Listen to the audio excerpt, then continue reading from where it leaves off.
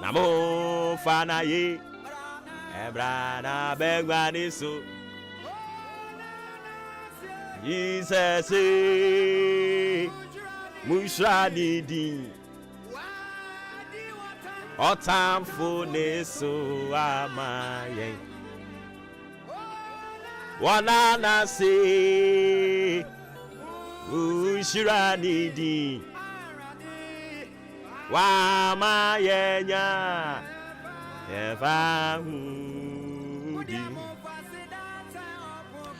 and the Bible says, now unto him that is able to do exceeding abundantly above that we ask or think, according to the power that worketh in us, unto him be glory in the church by Christ Jesus through all ages, world without end. Amen. I will take it again. And these are the words of Ephesians chapter 3, the verse 20. Now unto him that is able to do exceeding abundantly above all that we ask or think, according to the power that worketh in us, unto him be glory in the church by Christ Jesus through all ages, world without end. Ephesians chapter 3 verse 20.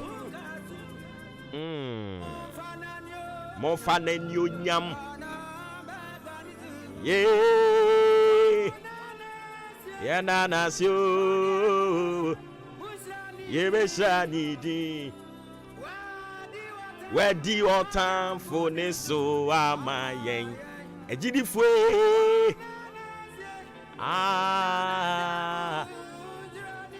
yeshirani din da da da da yemfa di yabedana sio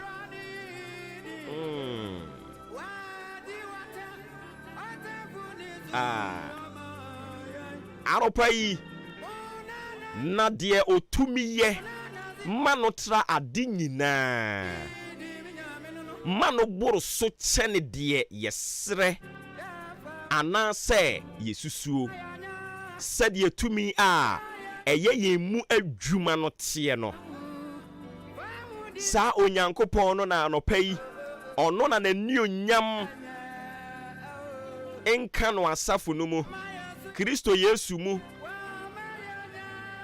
emfa inko beresantin a ebeba no ntoatoaso nyina mu anopa onyame asem eno ne itwaguo no ono na oye anyame mu nyina nyankopon anopa yi odombere ma Yesu na ka yen ne hwan amamfrafo ananafo ahoho ye de nka yen ye se ne hwan anopa yewura ye nyina ka bom na ne ye kan se ye no kwaresem se wo ye otiasefo wo ye onwanwani yewura afi mu tutu ye ni hwe benkum hwe nifa nani da so ni baabia eduru baabi no enkrofo ma brabo ne funu yen hwe eduru baabi a enipa bi ma brabo funu omo ma ne funu because wutietie nsem wa ya no omo keka wuti wen so mpe ho asem wa yonkofo kura ye sen nanso nipa da sani timi tena ase na ono ankasa keka niam bi abom na atade no mutumi pam a beka se wo hyeda esusuo o hyeda susuo o mutumi kan na fa pepepepe ubeyi wa no ye tuwon sa brabo na fono wo na ubise bisa ho nsem bebre se na mekora ma egedien wa brabo mu bata no pay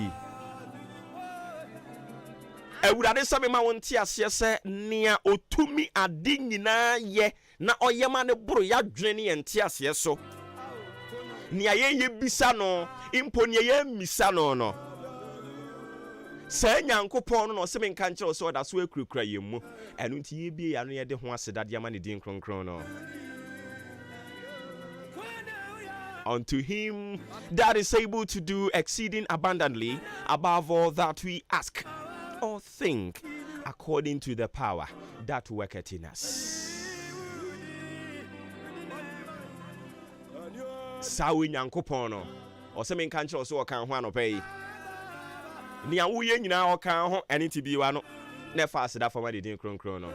Ye ne abusua santen awurade ye ne yekurumfo na anɔpa yi ne ye ka kyerɛ wo ne aseda nka wo din kronkron no.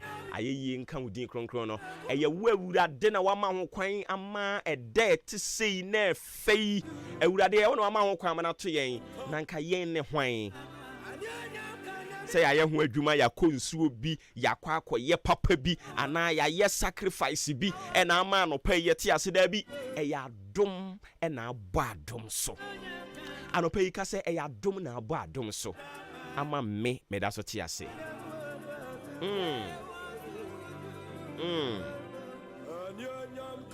New nyamka Jesus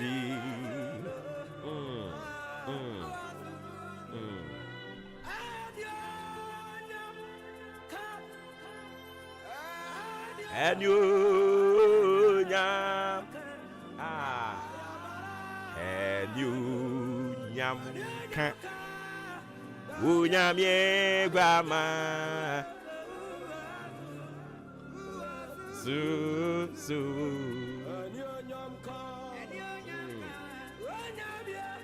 unyam ye grama ya I don't pray. Aseda nyina ye Nyankopon ne dia. Awura Nyankopon no. Ono na no pay ye twa ne pruse. Odombere ma Nyankopon no a. Oye nyanka nyina agya. Oye kunafo nyina kunu. Oye awisia nyina ni da so. Nia ne wira aho ne ho otumi de sere ye hye na funu mu ma.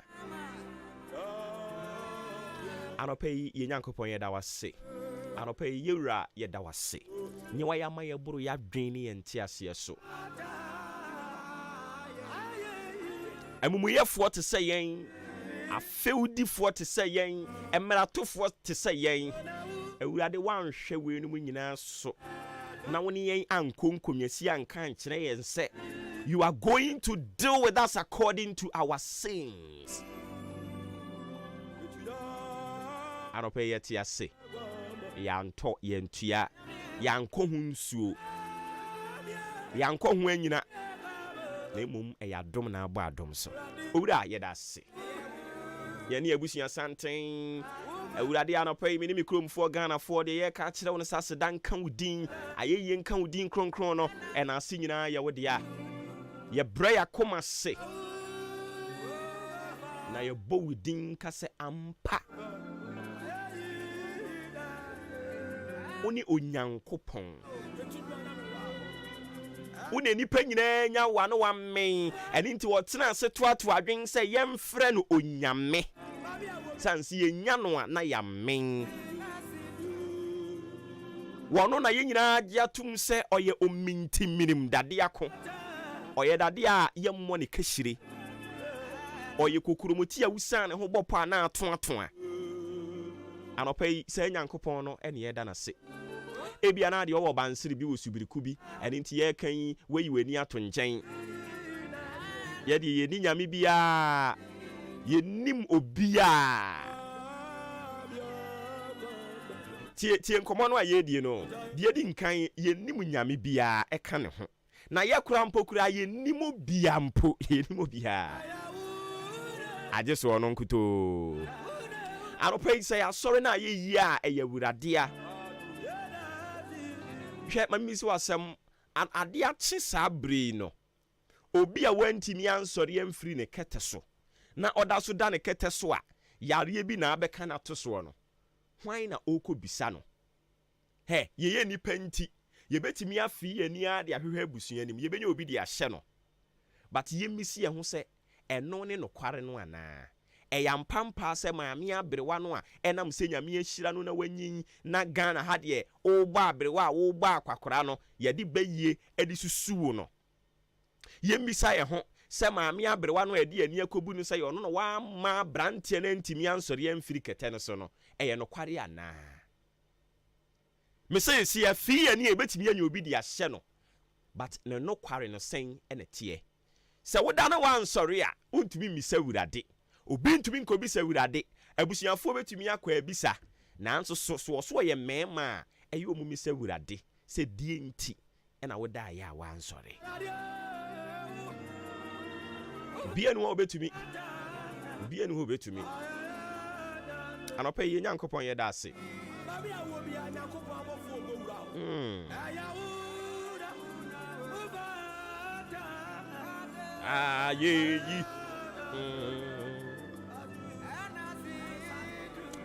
Made off for Fena di feeding at Tuarmoame, Kai will say hi Ahenkan 93.3 FM. Jumediane Brasu Free Sabre Yade Brel. Edin that's on marching.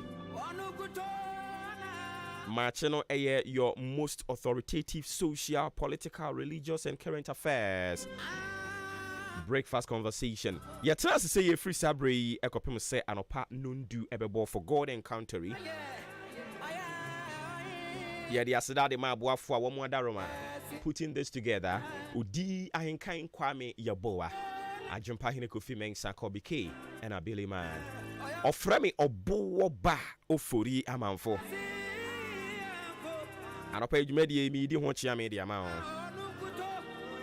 Ya best so be kan ho free sabre kopem se nundu ne bebo ye wogidie ni ahoto so we num se onyankopon a wa free enema papa se anopa yi no ode be kwa awie ye papa e ba to nyagidie se onyame a wa hye bibi papa bia se o wabrabo mu no onwu wani mu aseda hwe eyire so kire so sedan yara eduru ba bia ye wadwene se numaduru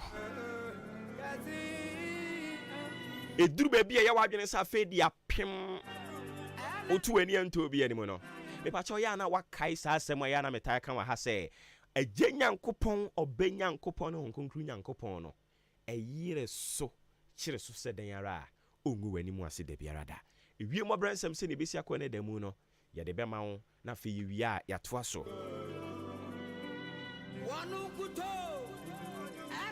Yeba stress voice na asesa na de ache yen unse generally no ade a impo Ghana Health Service de krata ba bonting say the month of February no weather no ankasa weather condition is very very harsh and it affect bibia and say your voice na bibia ho no mo na de ache yen se ne tie bia for God and country I was say you to me so eba be som mo eya na eno no bomoden fa che yen na fe ma yem fa sa kwanya we so na yensrew se weather condition is very harsh me no ka say upia bonten ebo bia se firi hiu ate agumu a asi no nya senketwa ebo no asi pa no eden mansukom ne wo bebre obi ono so opese o tese nsukom de no ansan no wanom nsuo weather condition na yewra musisi ya no enwo se wo twen se nsukom enew ansan na wanom nsuo ewo se abre bia no nya nsuo wo hona onom na etumi eboa wo na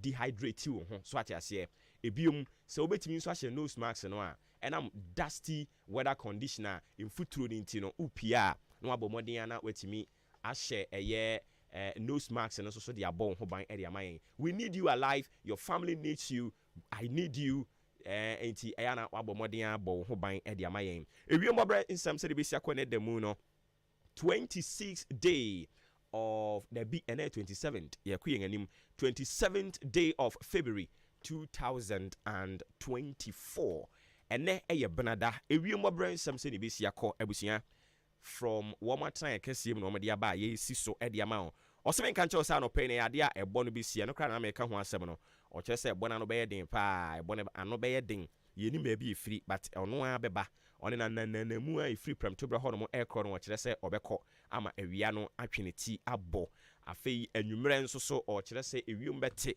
ama obi biara ho atimi ato no ewium obransam se ne besi akọ ne damu no eno na abusua wadaroma ye de ho amanebọ no ede amawo Koso ama saa anwom ne mmoma me na fe yɛhwɛ onyankopɔn asɛm a yɛde ɛbrɛ wo ɛnra mpo ne yɛka ho asɛm de kyerɛ wo ɛne yɛbɛkɔm ne aka ho asɛm ketewa bi na fe yɛama kwan ama sportsfoɔ no ɛnso so atumi aba bɛtoa so ɛde ama wo.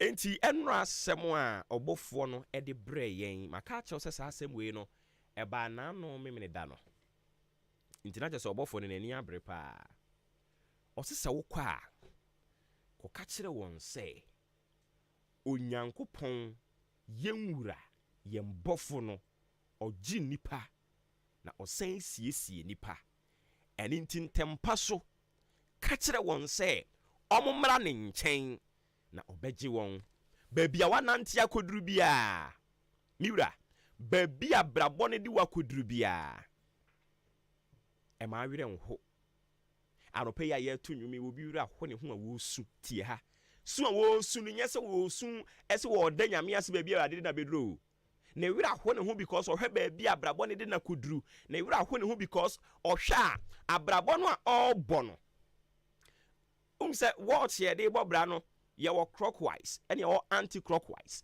na ɛyɛ na adwene sɛ na deɛ no adane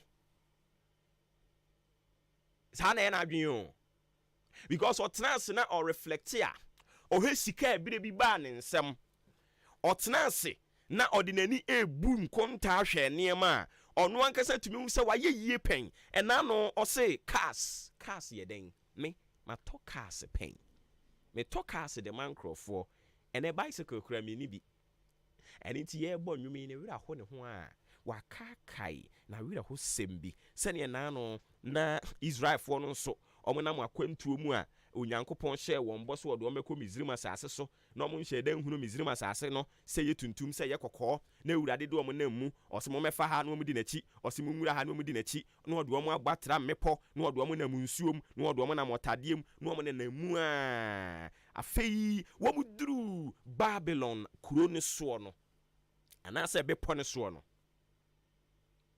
ɔmo kɔtena hɔ no mo na ɔmo hyɛ aseɛ sɛ ɔmo ɛɛkae yawdie nneɛma a wɔn akɔm baabi a wanante akɔduro adɔpɛ obi anante akɔduro baabi ohunu sɛ wɔne onyankopɔn ayɔnkofa emu ate sɛ ten enti sɛ abrabɔ no o live life no at the mercy of God ɔda sɔre a ɔdan Awurade obi anante akɔduru baabi a ne business no ɛhyɛ aseɛ sɛ ɛbɔ ne mu aseɛ no ɛna obi bɛka kyerɛ ne sɛ hwɛ minim obi mede wobɛkɔ ne hɔ na ɔpɛ sɛ ne business no yɛ yie nti ampa odi n'akyi ɛne ne kɔɔyɛ hwɛ I am speaking what is happening right now ɛwɔ obi abrabom de akyerɛ wo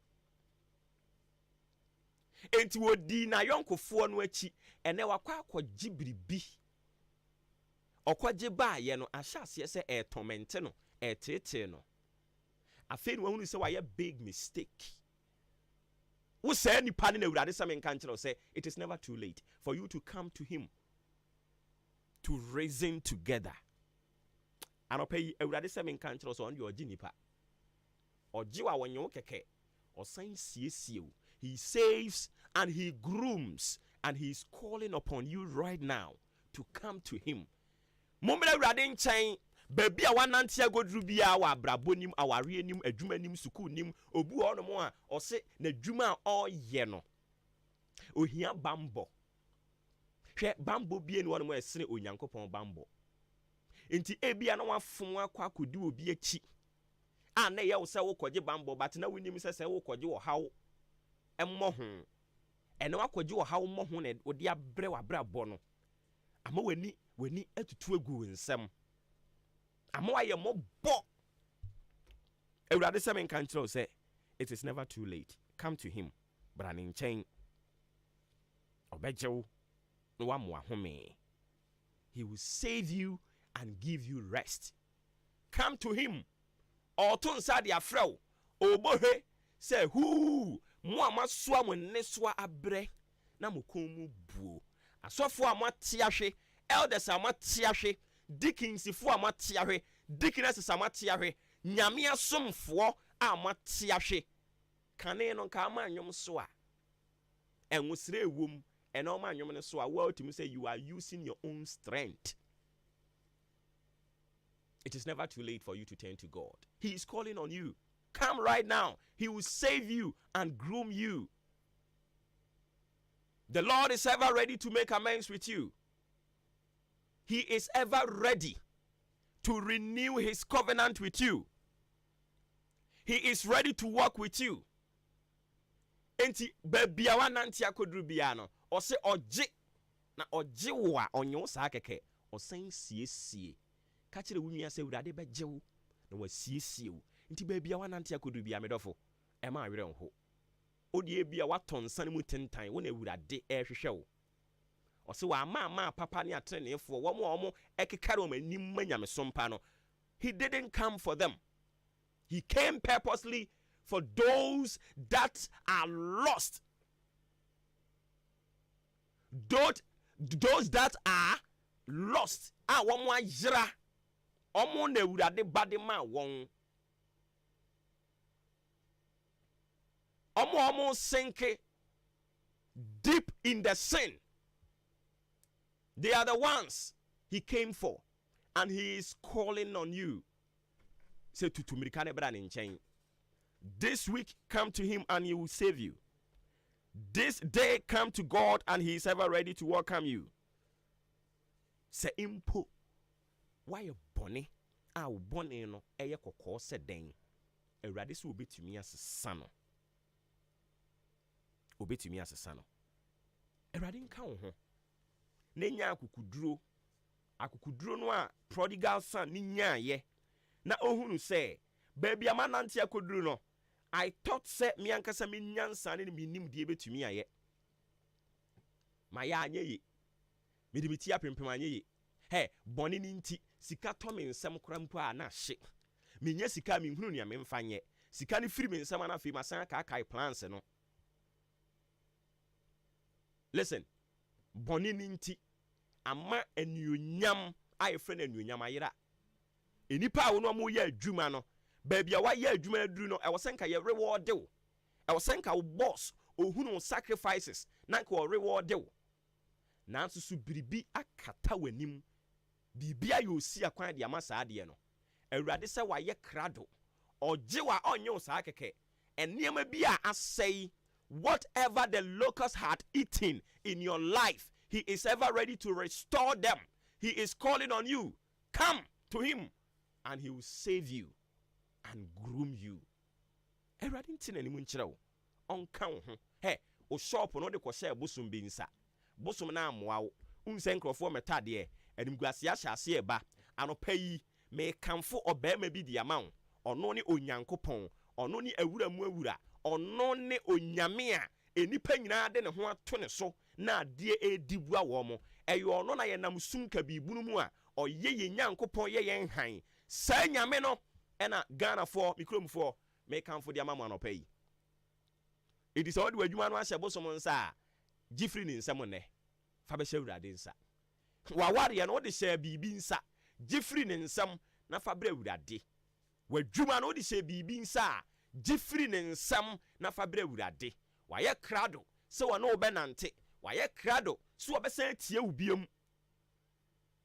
On my second chance obetie wo biam na one wanante na ne asɛe no wasiesie di amaw na watwe ye nyankopɔn tena ni mu nkyerɛ yen onka yen ho na onnomomo ayen ye wogidie ni ahotoso asɛm abai mu sɛ ne botaye ntie awurade soma sɛ emra no asɛm ni nkwa wie ye fiada no na wahyɛ ne ho anuonyam ɔfrɛ me ɔbowo ba ofori amanfo anopa yi awurade onka yen ho ne yɛde yensa bɛka nye nhyira ye bi yɛde na besi wɔmfa ho nhyɛ yensa onwunu nyo no omaye ni adanse ewe ni din mu. Amen. We say good morning family. Me giri so obi aho ye nyame adom o se bra obi o se anytime I come blah blah blah blah blah obefia o mayen yedase. Nonetheless yedase for coming through with your message. Ye fro Sammy Tuga yedase bebre same Baby, I will be ready on count. Yekoba. Other messages, so we will do justice to them. Sports, update. Joshua Kwabena, Jenim. Atina said that. Na caveman, I boy, and I say, watching a brandy band no. Watching a brandy band. See me cry my way. I feel walk away. Emperor Armani. What's that? Emperor Armani. Oh, you're crank one can. We one of the top offense brand a market. One of the top brand. We are sure saying China there because he didn't say that. Emperor Armani. Into your market, you be ya. For the upper set is here. Oh, okay. Top brand. Oh, okay. What may you just say? Top brand things are need. China from Colombian way to Mount to say, a sale or market. Mr. Me pay watch and a boomy. Yes, you watch it. Your friend is saying, okay. But say bibi aboko there. Oh, bibi I come out. Ya sambo jumaya. We are church in Krata so betina onum there. Bibi I did bibi I fine. Bibi I fine. So once bibi I come out hold Sure. Yeah. Kakanka krana yebeko. Sir. Eti monkomra already mo brani ya spend it. All right. And I pay adeshimamba Ghana mamba yema munyina kwa basu nku biwe.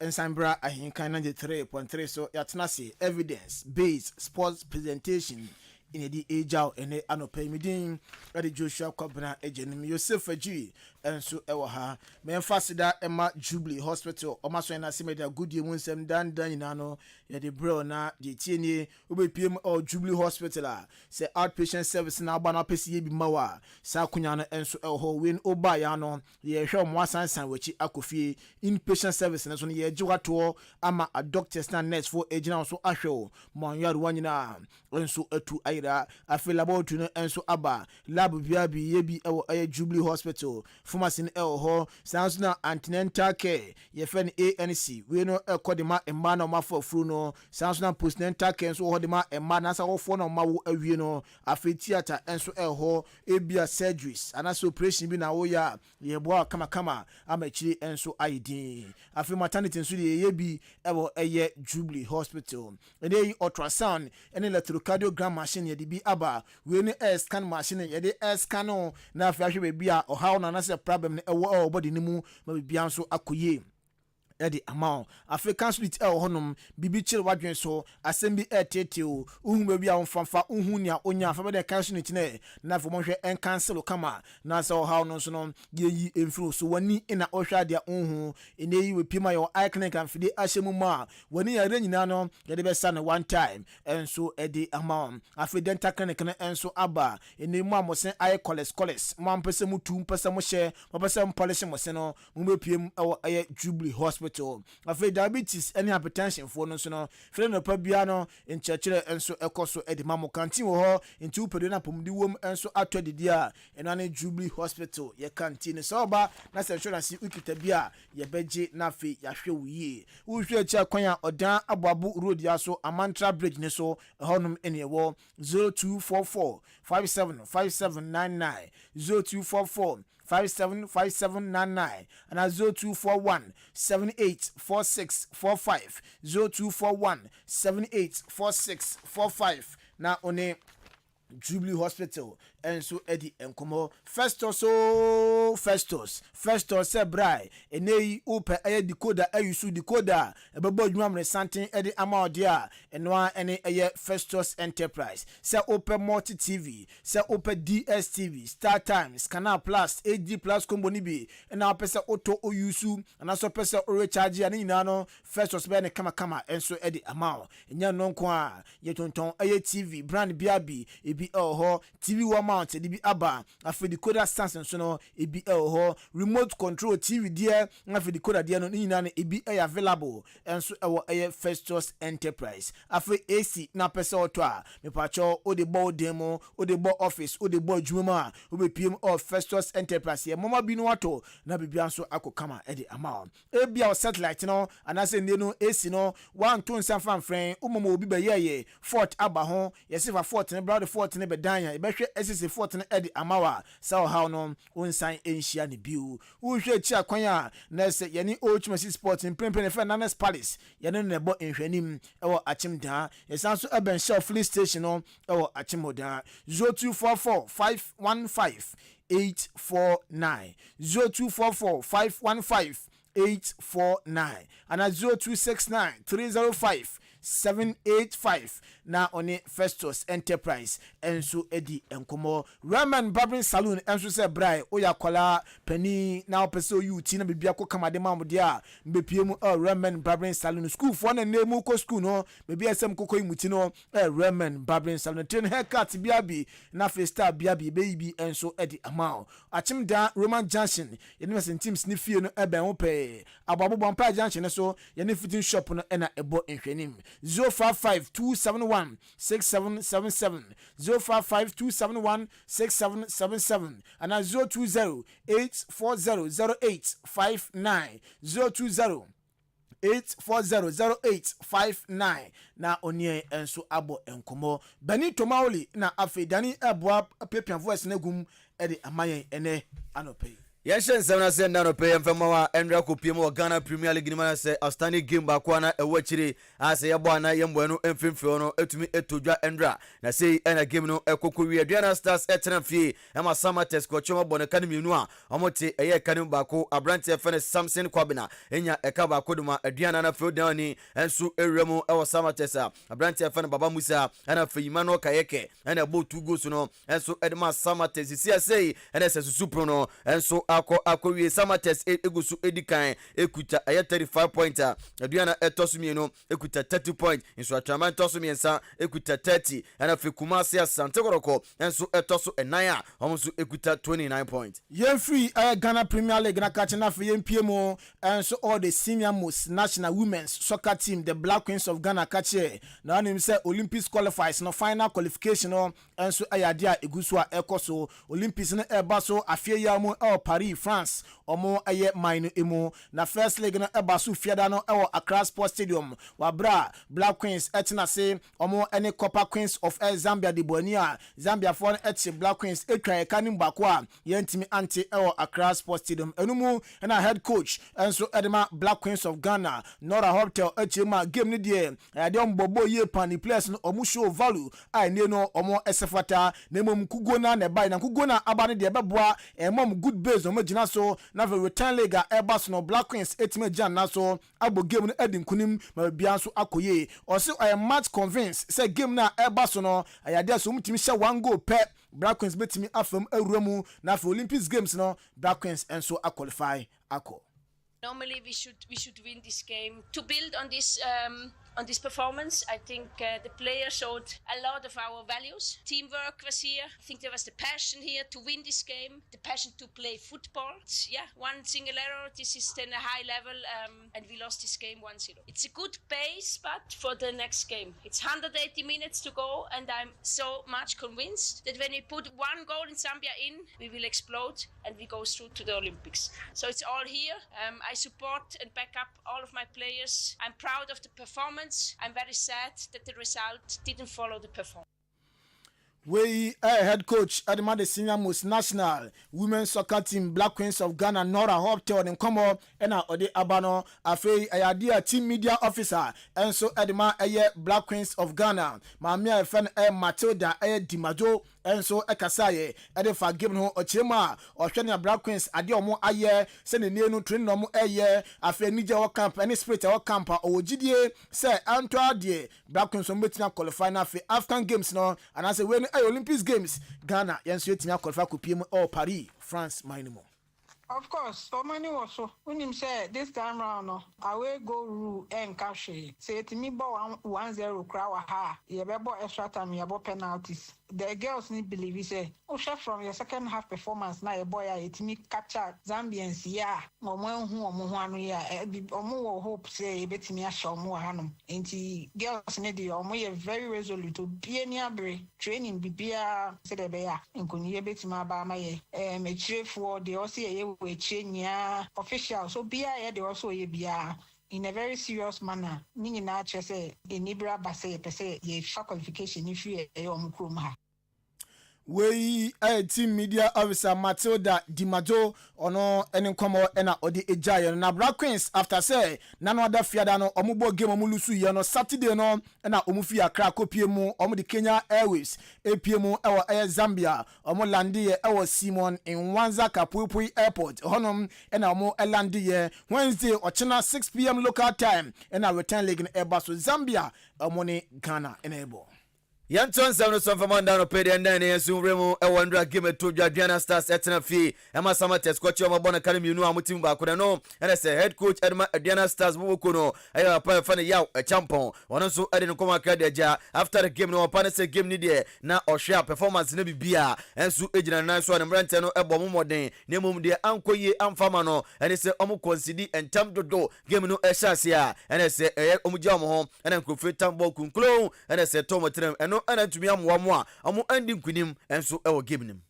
I think I'm satisfied with the performance, especially in the second half. We conceded very early and it made the game very difficult for us. We made a mistake for them to have scored earlier, so it made the game very difficult for us. That's the football. You know, normally when you concede early like this, you see players panicking. So I think we will see what we do in the next game. We and Samana said Diana Stars coach a funny yaw a champion. Edia and Anopin and Anusi a penalty. Samates head coach, you know, Nuruddin. And then Amadou, yes, also Eden Kumaka, Edia after the game no pano, and soon Comunina, and it's also Diana de Ukomu Fiares, Edin Papa, Ibin Kumasia Santoroko, and a heart of Fukumuna Equa, yes, and Nemo Edin the Momo, Nanso Bonham Brantano Abaso, was say a physic technically, and I say Ochomo Niamabia, or the Gua Common Brantano and so Ediso, and a face psychologically no, and Brantano and so up to me, Edin Samasu Kamakamana Buana, a man couldn't do Echo Edema Samates. We have done the needful, and then they did well tactically, and then we took our chances, and so it was a good win for us. Psyching them mentally and then making them believe in themselves, self-belief, and then playing to tactical instructions, and then issuing some technical, psychological elements of the game on the pitch. You know, second half, they had to come on net. We knew that's definitely, but they have to be tough. You know, Diana, you have to show them all the respect you need because this is their home grounds, and then we knew they would come on net, and that's exactly what happened. Only that we took our chances, but we were also very resilient in not conceding another goal after the first goal. I'm feeling good, but much work to be done. We still have a long way to go, so there's no room for complacency. So we need to work hard, and every match is very, very crucial as far as where we have got into is concerned. So it's normal. We and so I am Commander Sen Samana say head coach Edema Samates Bukuno, a perfect Nuruddin Amadou, and so deja. Yemfi Nuruddin Amadou catching up for MPMO or Abdul Karim Zito and so I catch him say. Or your head coach Edma Dreams FC Bobokuno, a CAF Confederation Cup, your Dreams FC Ejima Manocase table no, or more air top Bibia and so Ekokama Eddie Amomo. Now him say chair Black Stars Coco PMO, our Ivory Coast, African Cup of Nations, and Black Stars Coco Bobi, the performance there na and Shada and so PMO Fiepe and a Ghana Football Association, SN one and Edma head coach Christopher Houghton, say or share ball or Coboy, or Ivory Coast as a and Shada and so I didn't know on the Tunquanta or more up. Oma saka no nya de ometimni no aye adwuma bio sansembe to dwape GFA SNB kwan eto say we coach na wo interest say no Black Stars adwuma no o pese ya for application ebra a lot of coaches enso apply na coach ba ko ehwehwe mana din animu ane o latest coach o the national team agi trophy o Ghana ha no e papa friend Abdul Karim Zito na ye bisan say ye hunu ani dreams eye ye hunu ani local Black Stars any under 20 nyina o de aye wo kwa na latest coach wagi trophy e de ama Ghana na e ba say internet wa apply for Black Stars job be Karim Zito Komoni. In the first place, you might apply. Why? Because you can't say to Ayape. You can't say because get here GF and Koye and then say so. I decided not to go at all. It's like anytime something comes from Ket, you don't see good about it. And I don't like too much talking. About say, we come media, we be a service you. Why won't I bet my friend Ukrano? Now, bravo, I feel all fighting to get his life. We just because of the social media, no one can come from watching. And I don't like that. In order to save my life and my family, I decided not to do it. Me a Ghana ni players no we throw be blast and asamaba. Yeah, you see and asamaba. So we decided say you know be encouraged. That is why I did not do it. But not that I don't have interest. Indeed, not that I don't have interest on Ankasa na wa apply, but adwuma ne de say ye de mana obeye aye ni ye. Yanto wana se yenyina wana free fan komo anso osande to so enso fan to achiri mfama we coach fan Karim Zitu ano nkomo Nyankopon aduma na se Sunday kwasi da ebai ogiya kuno owremu aso Nigeria na fe Rivers United bukuno omdo mo akobọ ni no na so de nkomo aka enso edi aja oso hwe Nigeria fo na omdo omo options bebre efise omo draw anase niam akoye kakra bi de mo pe head to head no metu be qualify enso edi akomonim no ne de oni option bia so betumi enso winning our game nti kwa mo kwara de kwakon so metumi enso anya win our game nim. When you look at the game, my only option is to win, but with Nigeria I have two options, either to draw or to win, so I'm going for one of it depending upon how I see the game. We am command as a head coach Edema Dreams FC Bobokono Karim Zito edi ejaye. Karim Zito akasada fa Confederation Cup no hono onimi say mediama enso ejem the Cup Champions League omokonkudin ewom na so mprempren de okopie wo mu table no so a table a El Ali mu nyina wo mu no mediama ena twato na do mutena fie e Kumasi Obayara Sports Stadium ama El Ali ebetwo mu twom eka no bako a omantimi anti likely say be adunu de mediama omuntimi enkonkom anim enso ewo the Cup Champions League ni mu bio unless a miracle enso happen enumu na former Black Stars player former Kumasi Metema Sanoko na fe Heart of Oak player Charles Banye Bismarck Sampon Taylor enso akazozi media mafo no ono atransi ahwemudin omunye CEOs Cup Champions League no mo ebu ni mo na sensible team bia ni honima obo Champions League obasan turn the best players the key players adama opponent obetuma sanso asio e Champions League ni mu bio enu nti no media mafo no omunye CEOs in fact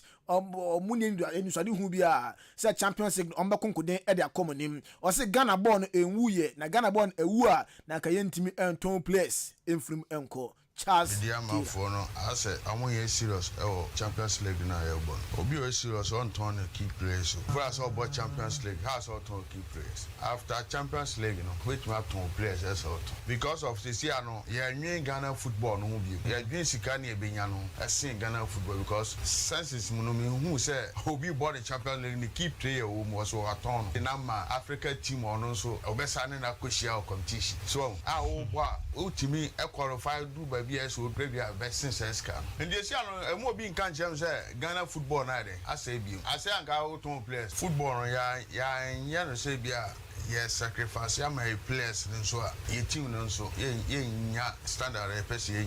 Tascana, Okojian. Say players no or not some born here. Obenya sponsor be on BPSS can come and but you see, Obia Copa Naso who say players no supporters any G football now Coton. The Amiyan says, "Toy players now. Among Cobo Tima, Sabi, I say, you may back to a crab blaster." We a Bismarck, a sample, Taylor, Charles, and Donna, a friend, and come on. Yanda ni nremo odane ne patem so Andre Via NFA papa e fa no coach Dana Asukone na district football chairman odan no so hwe na fa bia so akoyi e de ma no odan ane ne patem oboremu enso efiade ne komaka edbeja odmade kase no enso so ne no na de to jose ese de mpenfo agina tum odani ewremo district ne so a ono e chairman so ohwabo na fa ototo ne ma na football no enso akompempen so an bibia enso betumi akoyi ne no na de beja se enenya nkopon ayi adoma nondu eso omo tenase na fe wayi ni mpedufo a ono mo ebe adwuma yo edika me ko bae no wa wani to as a chairman me nko mintimi nye ese me pa mpemfu bi ombe ka me ho edema ma adwe se nyame ya aduma o kira branda na nsam twofo nyina no nyame ya aduma o kira beto me safre mo na yenya aba na afrem be yi vice afrem be yi secretary afrem be yi district coaches Bobo under district under 13 coaches, district under 15 coaches, and under 17. Na me adu mo tra, ana nya me adu me yimpe mfoni na so mo tra edam na ya to adwuma no so. Yes, anything way coach Dana Asukwanko mo Endra, and so by and you see what na ne and then don't do no pioneer se dwuma de kase no enso etodwa ewo oda African Games no enso enya baso anisa na we at the 13th edition of the African Games Accra 2023 aka bayes 9 days and 16 hours na dwuma de no enso stage ewo Accra 54 African countries na eba 29 sporting disciplines in a name na say dan ho di enso African Games mu 8th of next month na fe awie 23rd of next month eno 9 venues na edi hosti na venues edi hosti no Accra Sports Stadium eka ho afe Legon eka ho Boteman eka ho Trust Emporium Bukom Boxing Arena enso eka ho no table tennis nya ntie say horum na hwa beba so sase third ya na bibia nso akoye eno mu na Amate Papo Amate on marketing officer Edema Trust Emporium Bukom Boxing Arena HMA Samuel Purpose facilities no are ready say African Games no ebe hosti. Emporium, this is something that we have always been ready for. As you might be aware, we've been doing this since 2016. We've been hosting boxing matches since 2016, so this is nothing new to us, except we need to put Ghana in a very positive light because we are hosting the African continent. So we've put in place plans and structures to ensure that our hosts are comfortable and everything or every activity that we carry out here is up to the standard that is required. We are marketing officer Edema Trust Emporium Bukom Boxing Arena Amate Papo Amate. Ena ni remu wa manone asendra games outdoor bino enso tojwa remu yi pro no game akwana kachire tojwa Western United tena fieche Brentford bomaka na 9 ema amotimu mienu uremu so Italy na se AS Roma tena fie bwakare miensan Torino enso etimu mienu Fiorentina shemienu ema Lazio tie kanu bako odani enso ko Spain na se Girona tena fie amobwakare miensan ema Rayo Vallecano enso etumi antimu adabraka we games outdoor tojwa yedimu semno ediajaw na yempiemu our Ferdinand Akache or a former player Edma Manchester United papa ina ekasei also hwe Mikel Arteta ejuma obo Edma Arsenal na ese papa o gidie se ba piem o Manchester United boboku num o se o 100% sure se papa fe Mikel Arteta ebe free Arsenal na Arsenal de hotel Champions League team njibi bi baba bia no ma Arsenal betimi age enu ntino so be so o achi wi nyoma kese a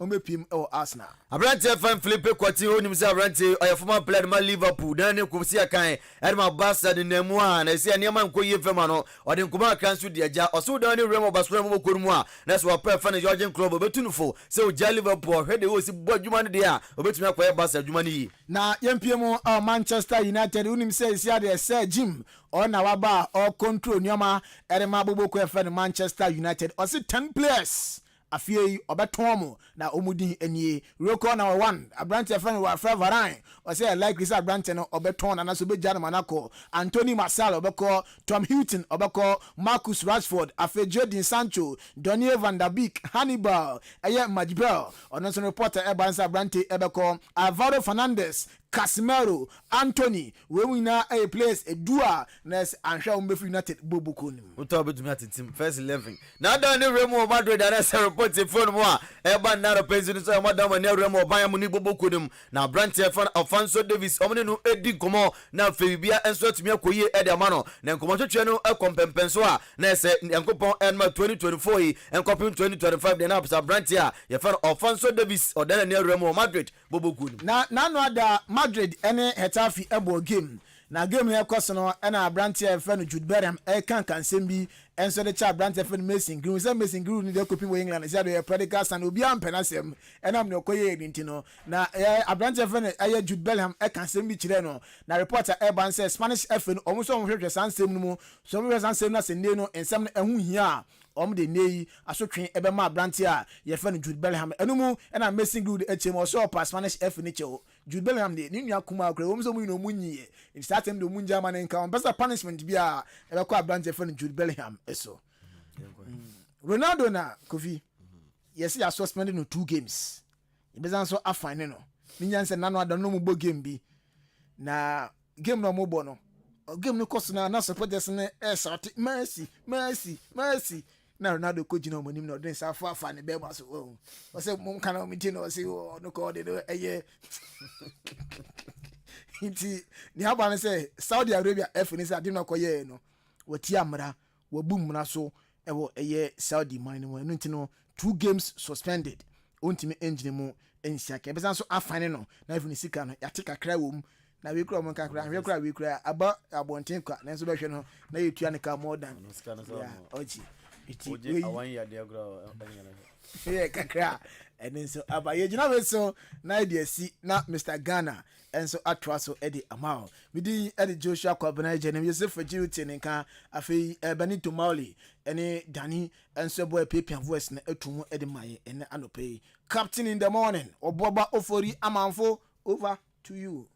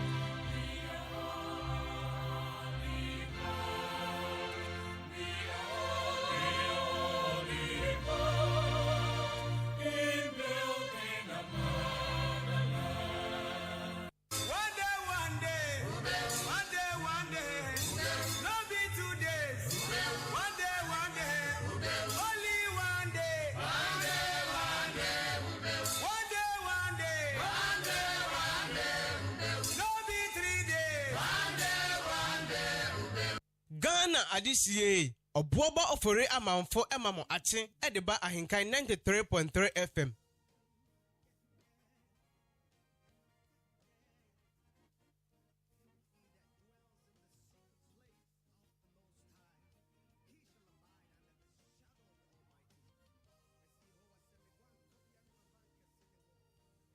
Ghana adisiye obuoba ofore amanfo emamo ache edeba Ahenkan 93.3 FM.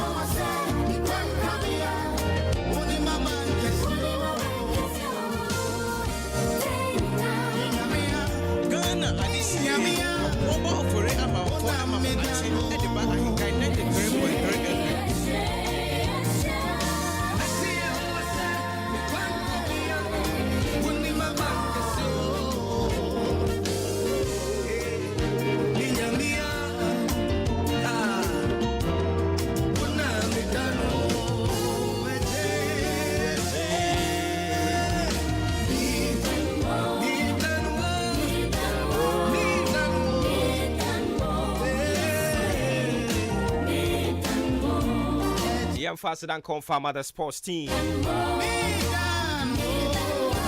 Joshua Kwabena Ejeni,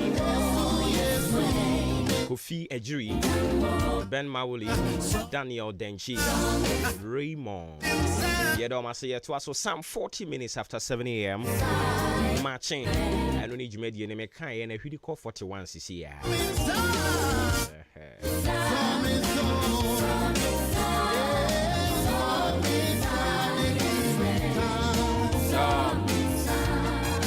To us, so I had a modi amount matching age made anything. Or Fremi or Boo or Ba for the amount for.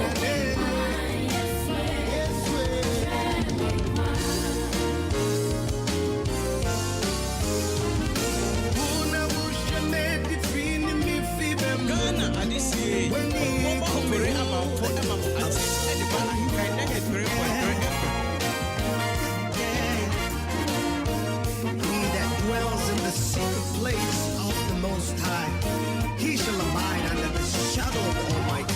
I see who I send me one copy of my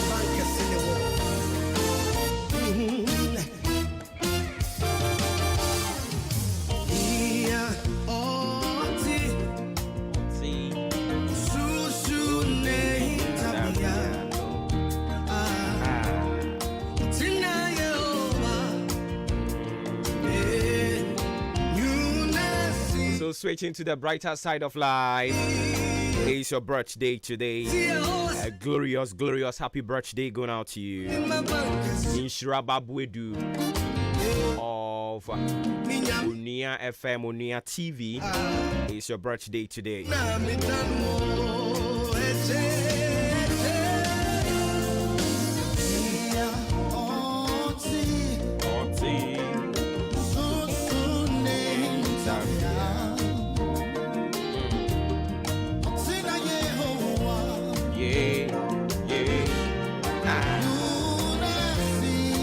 We ebo me honhum musa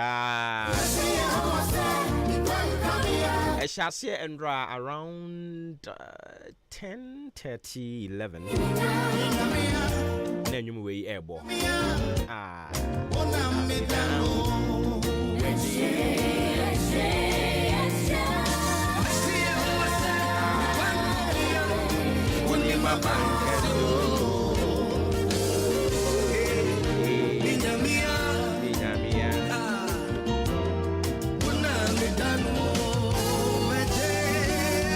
So this one also says, happy birthday to Mr. James Kwabena Nati, retired Sergeant Major, Ordan Salvation Army, from your daughter Mabel Nati.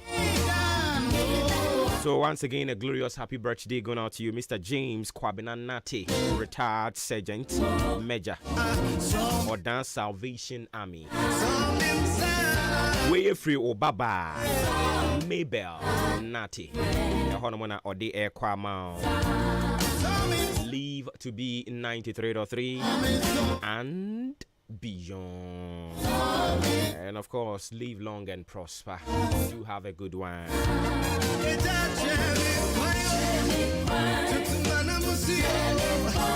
And also to thousands of people celebrating their birthday today. We join the company of well wishers and we wish you all well.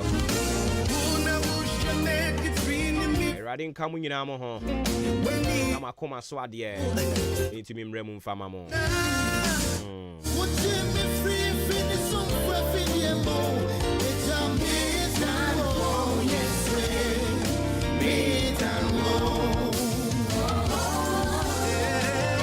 Anti adwano pay me mo achi me gidi se bibia boko.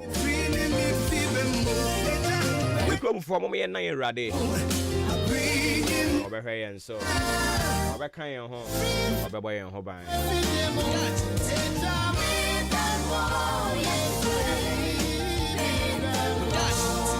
Wherever you if you need the Lord, lift your hands and just say, Lord, I need you. Etu nya tene sa pe na ye oda chi nti obra kwantu afutu na de sua wo mu. Eno na ne bre aso. Anopa yi yen da chi enti. Yes, have a covenant with God. Any ewurade enya apam. ɛne awurade nya apam mese dɛn ɛne awurade ɛnya apam ɔmo ne awurade ɛwɔ apam no ɔkae wɔ mo abere biara medɔfo sɛ wo ne awurade ni apam a woyɛ mmɔbɔ ɛwɔ abrabom ebia na wonnim biribiara te sɛ me a mete ha yi me papa kwadwo sɛi ɔne me maame afua Felicia ɔmo ka bo mu ɔmo wo yɛn no a yɛni tee ya yɛnyi ba no ɛwɔ yɛn fie hɔ manhu sɛ subiriku bi da baabi a yɛkoto sɔre no ɛwɔ yɛ fie hɔ no manhu sɛ biribi bi wɔ hɔ no mo a yɛse afiduru bosome nso na awɔtwe so a yɛkokotwa dwan anaasɛ emogya bi ɛde gu so ɔmo wo yɛn a yɛnyi amani fie no manhu bi deɛ mehu yɛ ne sɛ me papa de Bible quotations de taataa yɛn saa ankanka ne sɛ mo ada ɔfrɛ ne sɛ adeɛ san mo bɛkɔda no before mo bɛyɛ mo homework no ɔde Bible bɛha mo adwen saa berɛ no deɛ ne yɛhunu so ɔde ha yɛ adwen ɔde bɛtaataa yɛn saa ɔsɛ wo mama quotation na ɛnyɛ papa kwadwo sɛ yanka mehu sɛ quotation yɛtimi yɛ ho mentor wantimi anka dwuma ɔde bɛdi wo no dwuma ɔde bɛdi wo no ɛnyɛ asɛnketewa saa deɛ na ɔyɛ ne nyinaa no sɛ na ɛyɛ duaba bi na ɔdua but na yɛsusu nti na yɛnim asekyerɛ na ɛyɛ apam bi na ɔpɛ sɛ yɛni Nyankopɔn ehia but na yɛsusu nti na yɛnim sɛ na ɔinitiate yɛn into something afei yɛni bɛfi yɛn yɛhu sɛ saa ɔno na yɛdan no a yɛ maame ne yɛn papa enim biribi fufuro biara ɛka ne ho nti ɔno na yɛne no abenya apam enti ubisa sɛ na kwa bɛn na mɛfa so ameni awurade benya apam ɛyɛ kwan bebree te sɛ yɛn yɛ die yi papa no ayi ne hyieti yɛn de amanyame ama yɛne ne benya apam ɛwɔ hɔ nti efiri hɔ no mo no ukura usuro so ɔbɛkɔ abɔnten bɛpem na nyina mpokura no ɛyɛ nyi no yɛkɔ abɔnten a ne yɛsuro ne yɛni wɔ yɛkyi sansi yɛnim sɛ wokɔ hyɛ abɔnten a ɔba bɛto se so the man was initiating us to a certain thing ɛba bɛyɛ apam enti yɛnyiniɛ a yɛhu Bible no that is the covenant a wɔne yɛ Nyankopɔn ɛkɔɔyɛ ɛtwe ne mma ewura mu so you can have a covenant with God and bring your children in. You can have a covenant with God. Sɛ obi tumi kɔne bosom bi nya apam na watwe ne mma nyinaa ti de ewura bosom no ase no saa pɛpɛɛpɛ na Onyankopɔn mu apam no ɛteɛ ɛno ti sɛ ebi a wo de ne te sɛ me de a minyaayɛ anka yɛ introduce me de me kyerɛ bibi foforɔ yɛ introduce me amfa nkyerɛ bibi bia deɛ yɛ introduce me de kyerɛ yɛ ɛne agye Nyankopɔn ɔbɛ Nyankopɔn no nkronkron Nyankopɔn emfinhyia bebree ne ne nanante a sɛ agye Nyankopɔn no ɔbɛ Nyankopɔn ni mu yɛ ni mu accident de bi adane asɛm kan ɛda ya no aya na yɛ kan bi de kyerɛ wɔ no ɛda ya no because wo mu yɛ ni mu ase na nya de yɛ bi nso kura bi sida sɛ Nyankopɔn no na no pɛyi oda akyi ntimedɔfo me ka kyerɛ wo sɛ woni nani agya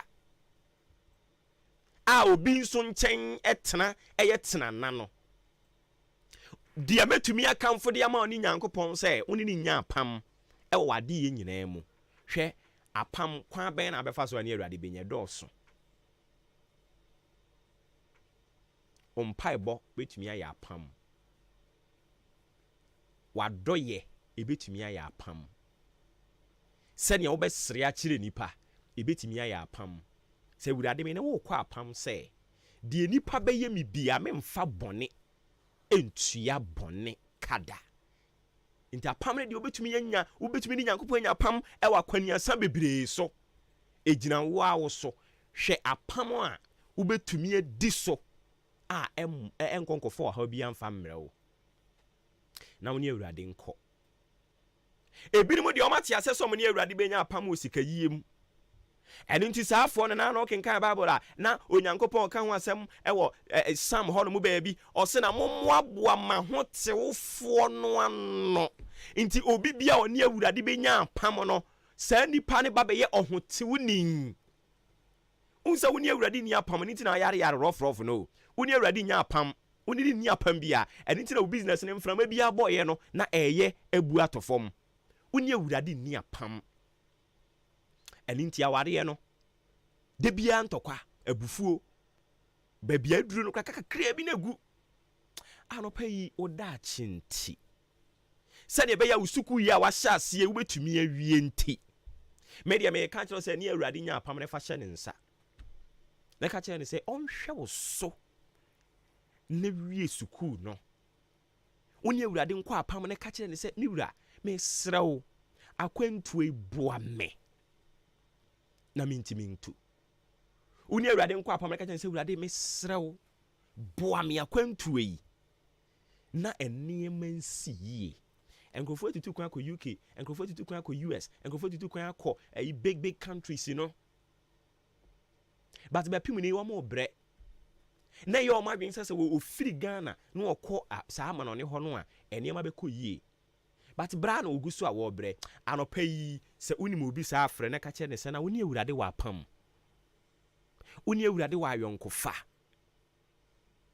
so osi da bia ɛne kamfo awurade fama no na ka kyerɛ ne sɛ ne mesrɛ me dɔfo ɛne awurade nya pam sanse na ano asɛm ɔka ye ne sɛ mommoaboa ma hotewfoɔ no ano wɔn a me ne wɔn ɛwɔ apam ɔno kora ye wɔsi so dua ɛwɔ afɔrebɔ emu ɛne nti wobɛtumi ne awurade nya apam through your givings wobɛtumi ne awurade nya apam wobɛtumi ne awurade nya apam wɔ nneɛma bebree ho awurade bɛkae na pam na bra ɔwira ho ho a otu ani anto bi anim no ɛhɔ ɛna ɔba bɛtena na nionyam akonnwa ni mu na wahyɛ ne ho nionyam ɛwɔ wabrabom anapɛ ni awurade nya apam ɔda akyinti ɛne ni nya apam kora wo ni benya ne de wɔ wo a wo hɔ ɛne ni nya apam asa wote ka anim na ka no ɛhyɛ ase sɛ ɛsamasɔɔte ɛhyɛ ase sɛ ɛbɛkɔhwe hɔ no mu a awurade bɛkae na pam ɛda wɔ ne wɔ ntɛm na wonti wagye kaa na gyina hɔ awurade ne yɛ wapam o ɔbɛkae na pam ɛda ɔne yɛ ntɛm nti sɛ woni awurade ni biam dɔfo woni ne nya bi ntɛntɛm obi nso bisa sɛ obɛtumi ne awurade anya apam dodoɔ sɛn ɛmpɛn dodoɔ bi a wopɛ sɛ woni ne nya apam no awurade wayɛ krado so ɔbɛhwɛ wo so yehuwa ntina ni mu nkyerɛ yɛ nyina da na wɔn ka yɛn ho na ɔnom mmoa yɛn ɔmubu yɛn akoma na yakoma no ntwe mmɛn no na yɛne ne nya apam ɛwɔ abrabɔ yi mu na sɛ ɔbɔnefoɔ no ɛtoa yɛn sɛ ɔtae yɛn aba abɛsunsuane yɛn a wakae na pam na wahyɛ ne ho anuonyam ɛwɔ yɛ abrabɔ mu adom ne nti amen awurade nka yɛn ho ne yɛne ne nya apam na ɔnkae na pam na ɔnom mmoa yɛn amen oda chintia no pay the brɛ wɔ no have a covenant with God and you will never regret it ɛne awurade nya apam na wonu ho da biara da yɛbɛsi Yehowa sɛ ɔno ne yɛn abankɛse ɔno na yɛdan no yakɔ ne yɛbɛdie nyinaa mu medɔfo sɛ tie nwumene kakra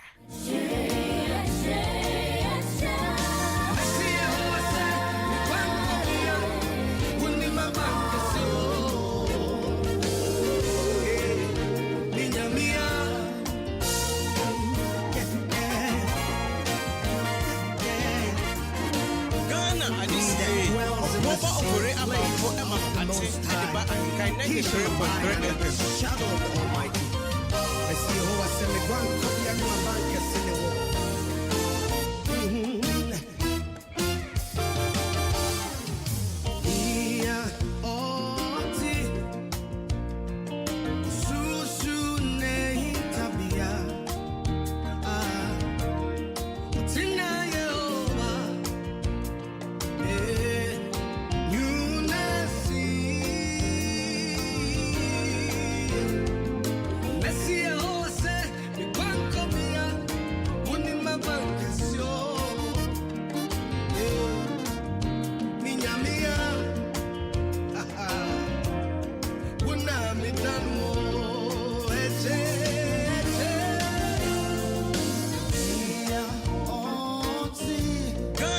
this year. Obuoba ofore amanfo emamo ate e de ba Ahenkan 93.3 FM.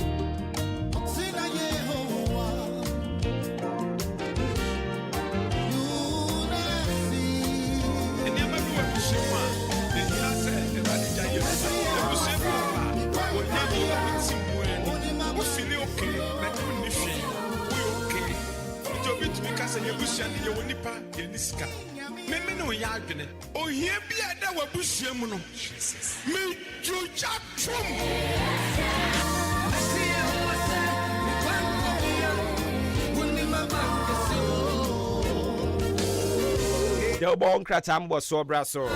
Yeah, about twice the amount. We're actually streaming live on Facebook, on YouTube, and I honomejai. Okay. Let's say live on YouTube as well. And YouTube to me a journey or with a comment or thought or sentiment, bring them on. Yeah, back in kind of the amount.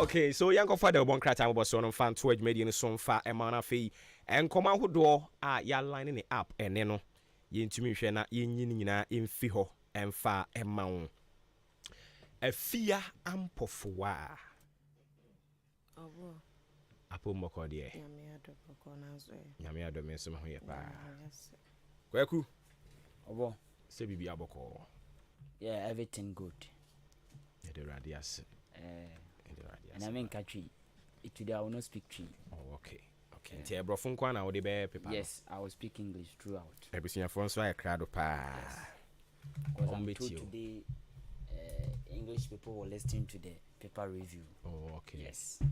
Bia ka chew say ene omo a eka brofo nkwa no ebetie the ubonkrata moboso no. You. Oh okay. Omo ye more tree for no frafra. Oh I'm not tree. Okay. English if one year more. English for near more. Chain tree for no yes. Oh okay. Any ene omo da se pass wa kai wo. Omo brofo na kakra. Okay. No so feel kakra. Okay. So omo da se wa kai wo mo. If you menka ho asem ti mo me enkomra. Anopa no so about community aduonum nkron 759. Yema etiefo ni na chimama kwa babiem eba Ahenkan 93.3 FM so. Delbonkra tana posna poso abadwa so. Kwanya yefa so to nkrabo amane wo manmu. Eye kwanya wodo bebri. Ebinam blogging, binam TV so, ebinam radio so. Ena ebinso information centers. Delbonkra tan so eka ho bi. Na Delbonkra tamu nsem no de abadwa so ene ebe ebo so apo de ama. Ye bobi na se course ko de ma no akudwa so na wakope bia to no watumu nkyene ankasa we de headlines ane de nam. Ya ebe boso no medin de kwakwa ni nkusibu adumene afia ampofoa yete akua afrakoma studio ena ebe bo de obokrata na poso na poso dia ma de mede hyase eye daily guide de rubo krata ne bana caption de ode aba watwa ne kase pa utum se hu hia ne pa ene se Yaman Penny, His Excellency Dr. Williams Kwaku Adodan Kwaku Fuado, ene. Daily Guide say, Oni MPs ebedin sa woso, oni omo be kasa, ewo mna shebidifi, meche State of the Nation Address. Oka che MPs ni straight, nanso, Ghana foni na, ena oni ebe kasa. Daily Guide HSL moye den, sa so nano ene ebeba so. Na, John Dramani Mahama, ni 24-hour economy no ena owura bi da no say ya fa no atachia owura atachia Samuel atachia o kire say sa 24-hour economy slogan no konko hunu hwinim ade papa bia nim unso mo kana kona kono chia mo no 24 hour hwinim konko hunu enti wa beti bia na enye wadwen say ya jinkwa bia eba enye huti obebo man kura Daily Guide obokrata na ebo saa amanye na yese aban no asset up fintech fund ya no eye 3i African Summit ase eno mu dan saa dwumadi adi ehun nsem Dr. Alhaji Mahmoud Bawumia eno kopa saa ntoma na Daily Guide obokrata ne de hun nsem aba na saa fintech fund no eye ade ebeboa na hye digitalization mu kina ene Ghana esika sem ntotoye ehun kina Dr. Bawumia no ko bi ano ewo inkran endrada Daily Guide anopay.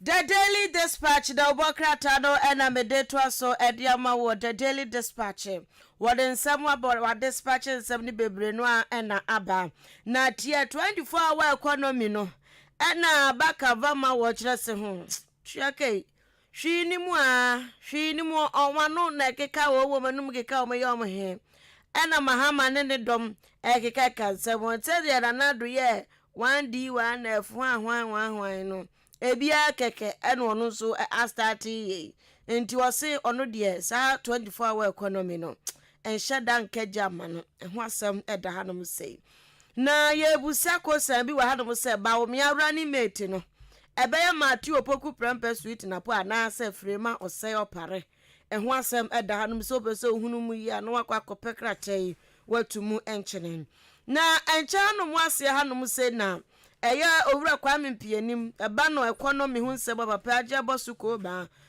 onim detede ewo ho pa na nasem a wode ato hanom no se Mahama di wababa ye mampani pen yenim ni obetimi aye enu nti wasre Ghana force omuma Bawumia mom akwanya no Bawumia onu mom no ya foforo a wo ba koto foforo wato nkwan mu enti yanhwe ne yin no ne yanwe no since otope papa wanyanya ne sin ya tutuo wo sape mampani edi sedie beti ti ono so asam eda hanom kratedia ba National Petroleum Authority wanu mo pani boss no ankasa owura Hamid Mustafa ena nimfoni da ha said watch say Ghana yefu aya ye yusu okrom ha say no aye digu ye kas mu ono enit West Africa bibre mato ha nyina da Ghana pa na yefu enit pa yo munyi mutusho ehun asam eda hanom Daily Dispatch ene anapay. Dear me de to aso aye de obokrata ya tudi in the Chronicle.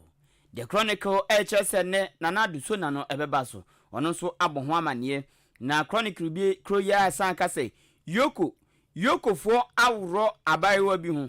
Wo ma bo no kwatrikwa na kwatrikwa na nya fu kwatrikwa e half kwatrikwa.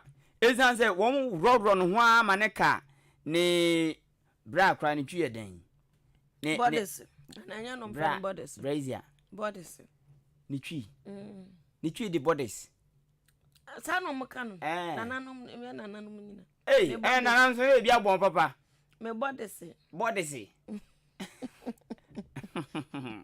Neze no mukano abrofo no hu yom yi the red body. Eh, red bodies. Eh, dia si yokofo awro abayiwa bi mu maka ni bodies ene ni piotu eno pena na aka ehye no court na eka sase mo se yokufo eni tu sana mo no na asem yom da ba no tofase ana mo bo ni tawsie no so peso hu di twemu pa ko dwaso ko pe the Chronicle the bokrata ni bito na tumu nchine yesi Owura John Dramani Mahama oye bad news the Chronicle anopay Daily Graphic the bokrata no ana mede to aso hanom se na papa infoni eda no mu sei owura Eric Nyameche Apostle Eric Nyameche ena ni infoni eda no mu sei ena ne wo kansam na ensam wa wo mu eka no we every Ghana Pentecostal and Charismatic Council for ho en wono mo kire se omo nso ya Christopher okrom ha womo de omani atotototototo a ehunu se tuo bi wo krom ha se ya tuo no nkeja tuo no ye gyo ya nje o man be kwa nanim jare no omo nhwe nya mu nsakiraye enti wono mo so Pentecostal na e ka kire aban ne se tuo bi wo taxes bi wono mo nhwe nya mu nsakiraye kakrawa na nipa ewu okro iso ehu asem eda ha no na mame ko nche ho no State of Nations address ebeba so ene da iti atro no kuma twetwepua bi ato ha sanso ena Ghana mampani abedi eche Dr. Alhaji Mahmudu Bawia ya wotu franka de ma NPP amanyuku mfoni afia ase na nasem o matro de ata no to ne se SSA digital no ho dwubadie bia no wodie fintech innovation fund bia eno nso ya pawo ayese no beboa ma digitalization afa ntuma papa frɛ ho asam ɛda hanom na mamemra anum sɛ yɛse Jaspon group for bɛkɔ Lagos ya wɔnom kɔkyerɛkyerɛ 1212 bi mom nso ahunu sɛnea wɔn bɛhwɛ na ahonidie nsɛm hɔ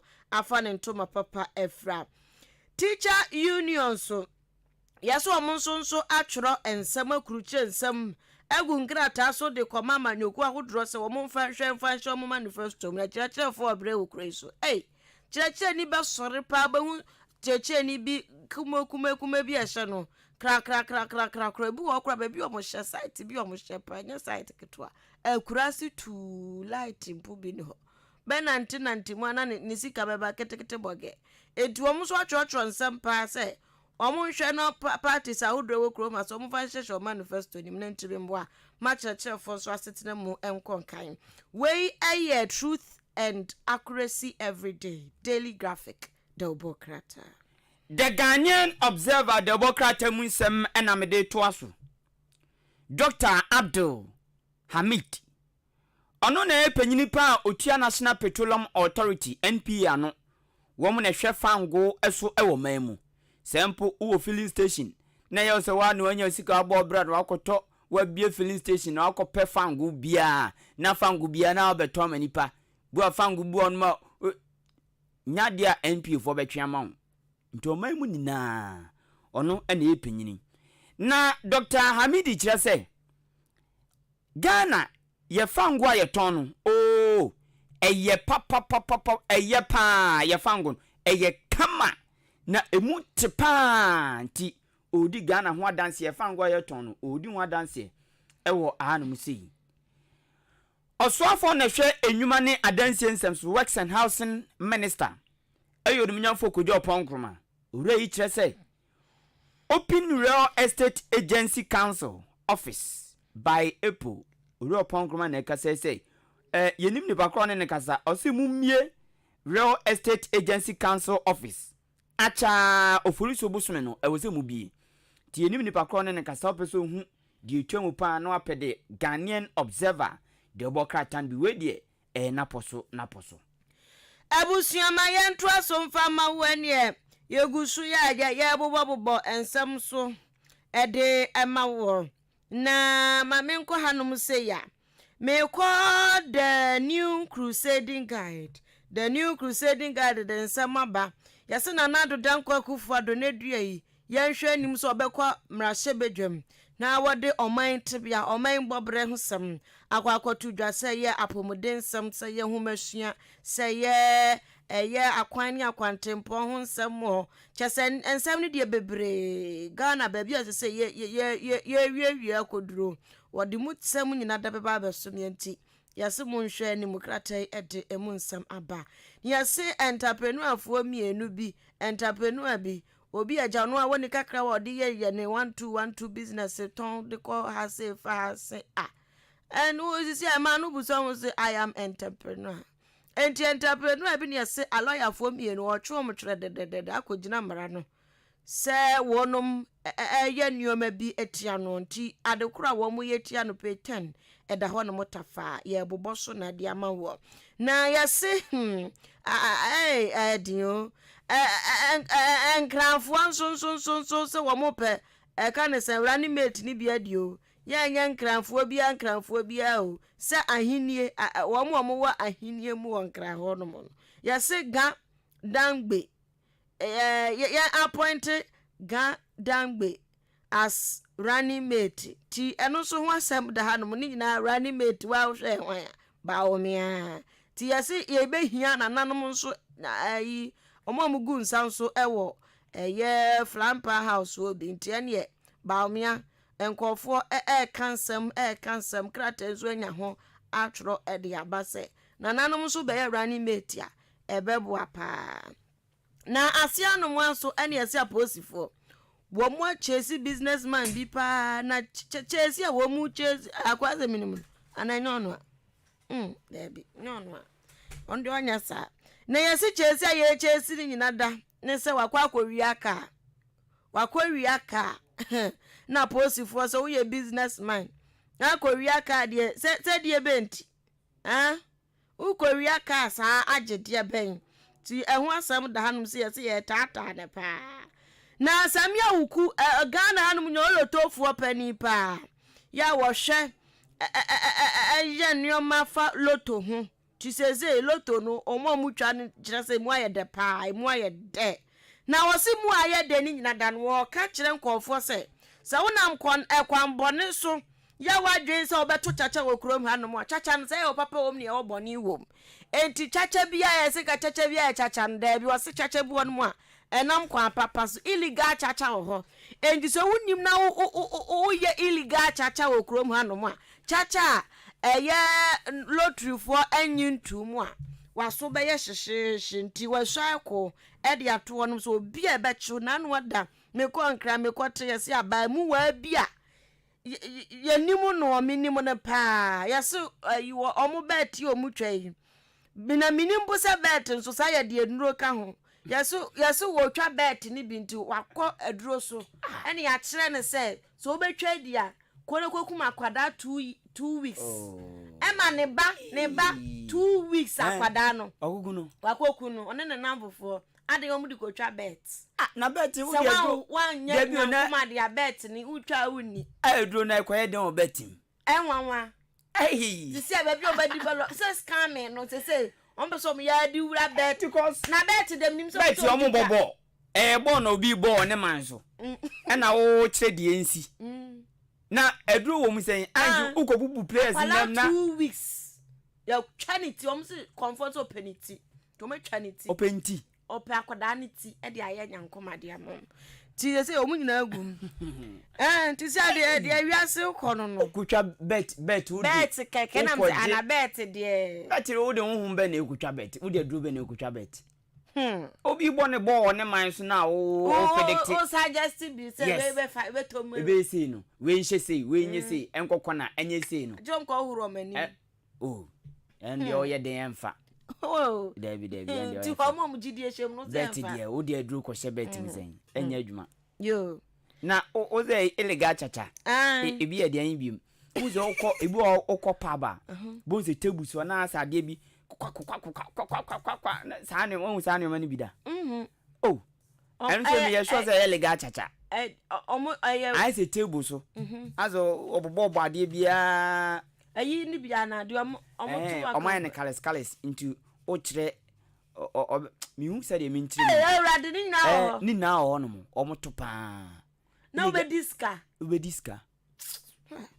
tena yese illegal chacha illegal chacha pa ye wiase ni ti yase ya chimo bi e de an biem so loto no so ebi try illegal sa eno na menti ase no wo so mu no mu close ma omo ya mo mutumi a omo ye adwuma so mu close ma bibia fragada mbe wo chacha wu ko twa sa ko twa illegal chacha na kasa mu yes any system ni na problem wo ho because there's no way say bet untumi nya illegal bet ho debi ko untumi nya hwe wo bet ho untumi mo kro no bia bet inti system no inti yan check your system no ye ni ye obi antumi mo kro no wo pe de mehu obet mu pen no si ye system ni ye wo lottery ho a enele ho obi antumi nya illegal bia yes ndi omunya se ebe declare wo no omunya system ni omo declare ayo ana ombe konframa your system ni na wo asumbejo Radi Yakupo, yes, so welcome from Tibunya system ni ya. Na encha no one so na the appear ba could me appear has same. Yes, open real estate agency council office by April. Enti onimonya for kojo ponkroma and what they a share atunko for to say. Womu mi office bi na sa asem maranko. Na yesu kopiom e watakwa. Nipa wojina NDC amanyokuo no anam wo mrahebedwam ya opeso okwa mrahebedwam wo NDC amanyokuo ni mu no takwa ene yese galamse fo mehwebroni oda ha die gala GMC fo bi ne yese wonum sponsor no ye ne yodium se ne be ya takwa MP no otiso sese no ye be hon na free so sansem so wa magalamse no enkoso ntino NDC ni PC ni momu ba ono betimi abo ma oma dominate activities ntino eho asam eda hanom a eho apaja apa ho ntomati abakrata mu disa ye no credit a na ya pa ho entama ewa ha wey aye the new crusading guide anape mi huri akọ de bokrata Ghanaian Times GT Ghanaian Times me fa asem ba ko pesanse de omu na ya wo bo ni na so fofura ayi ne tiwanum sei eye ya de papa bi mfoni aba na waje ne batakali osefugu kama Owura Thomas Musa oye NAT Ghana National Association of Teachers NAT wo general secretary na sama opanyini kan say manifesto ya tete ho committee paper ho sports manifesto committee education manifesto committee any de kan wa political parties no afira se power sa committees no ena NAT general secretary no ka political parties ni se mu tu sa na mo ya ana mo yes annual committee manifesto no mo gada bibia mo fa free SHS any TVET enka ho na free SHS free SHS any TVET no Shatwali free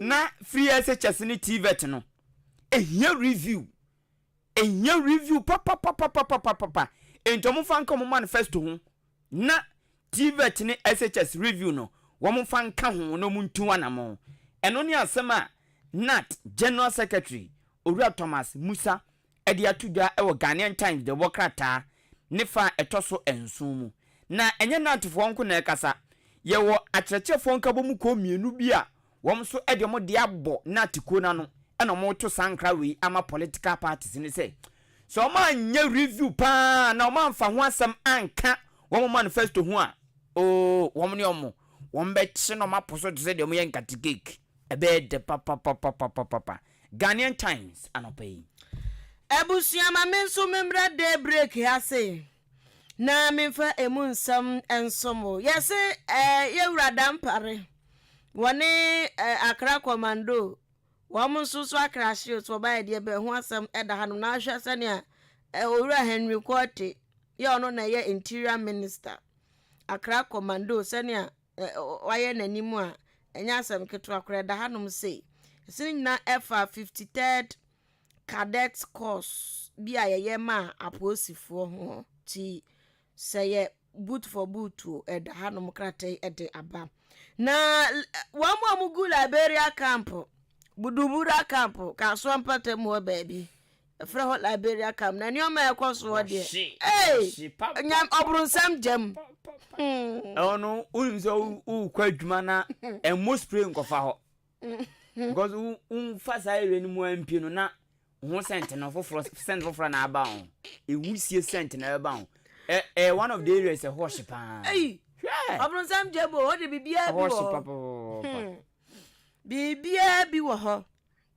etiasi aservium notice sa camp ono mo hwe nyam free ho na sa de we beye ye ni because acha da still omu wo ho ti ya ho asam eda hanom say ya serve wo notice ho asam eda hanom ya say Habib Idrusu say ono na ye first deputy majority chief whip ho asam eda hanom say ti Edom Kasiemu nsatra ya wo mu ye omrahye bedwem no na owura nso ni din aba daybreak the wo krata dem dey to so the Daily Searchlight the wo krata the Daily Searchlight the wo krata ne bo amane say pro NPP group NPP amanyoko no mu a oshuboko baako wo masemo mo kanina ne say nukura nie omampani nanado o de Ghana fo anim atwitwiri fom esan say dibro odiama owura kenofurata no wanfo obu ama Ghana fo de waya ama ofurata no wanfo obu baako sei ama Ghana fo wanya de kra NPP fo ko na bi ene wo bu afu a edin de wo so pro NPP group wo mo ene e kasa asem wi omudin wo ho no from Afa and Omega and Afa ngwa Afa Alliance for Foot Soldiers Advocacy. Okay. Yeah. Okay. Nti omasem na apia no musie no. Omubu afu pa o. Omo fan kra tuja kakra ma party no. Wo so omo tuja de ma. Na omo no eja no omo to amana ko he. Na do so no nka so obe reshuffle bia. Oye de ma Ghana for. Nti oye ni amopema ma no so ayi ni ono so ho beto. No pe. Yes be nku dware. Aze o tete aduane amakoda one for you and one for me. Ai ba kwa mamo menye ba kwa me ho we be ba won so no ame kra chen wo tete aduane. Na do no won me mo ho saa o. Nti overrated na to ni position when ye na betu payroll so. Hwe. You kra ya pagya ni dibre mu kra chen ba ko no. So dada inonja. Afia. Dio. Enti pro MPP group no. On besu amalewu. Enko bebia. Baby timi akọ baby o. Baby ni eheva. Election yam ni e wo no. Nti obeden. Okay. Eza ndi obi sons asa we kokosi na yi so. Ene wo wa wo ho. Me pa just be top. Yeah, pa just be top man say. Wow. To mami akwai. To mami akwai. Eza ndi a cho e abato ne wow we 2 minutes wow. Onye obi na be sons sa say be. Ene me pa cho sa. Enti pro MPP no. You want person me bi o munye. Ade pro MPP. Go kan say pro MPP. MPC ankasa kura o mo kasa ewum kura. Yemfio demonstration ankosi bebia na wo say from saying pro MPP openi it was the Daily Searchlight the Bokrata na dey asem we buy afi mi wie ewo ehudie mu etiefo beka ya na ombehye no nso a owura bi eto wo man konkru Ghana mu a obi ahu dwiri no owura JB Dankwa Edu na papa wei enam so ma ye chi abamu abi bo na ye chi ne se wo suspect no be fen sen sexy don Nidi angasa de Daniel on. Sexy don. Eno na council bi aka che court to say JB Dankwa wo no. Enye sexy don na eku no. Ono oni mu hwe na mom enipa eku JB Dankwa no wo ya posifo. Wo ya makomako miensa. Nipa miensa police officers miensa eneku owura JB Dankwa Edu. Entimu nya sexy don na onwene no ho. The council be an akache court to pay say sexy don onim ho hwe 3 police officers they killed JB Dankwa. The Daily Searchlight anopay na me for the agenda nyameka se ntwa so ana the national inquiry there be am ko inquiry wo mo enko ABC yeah agenda ya inquiry dey be ko ABC kwanchu pain na nya whisking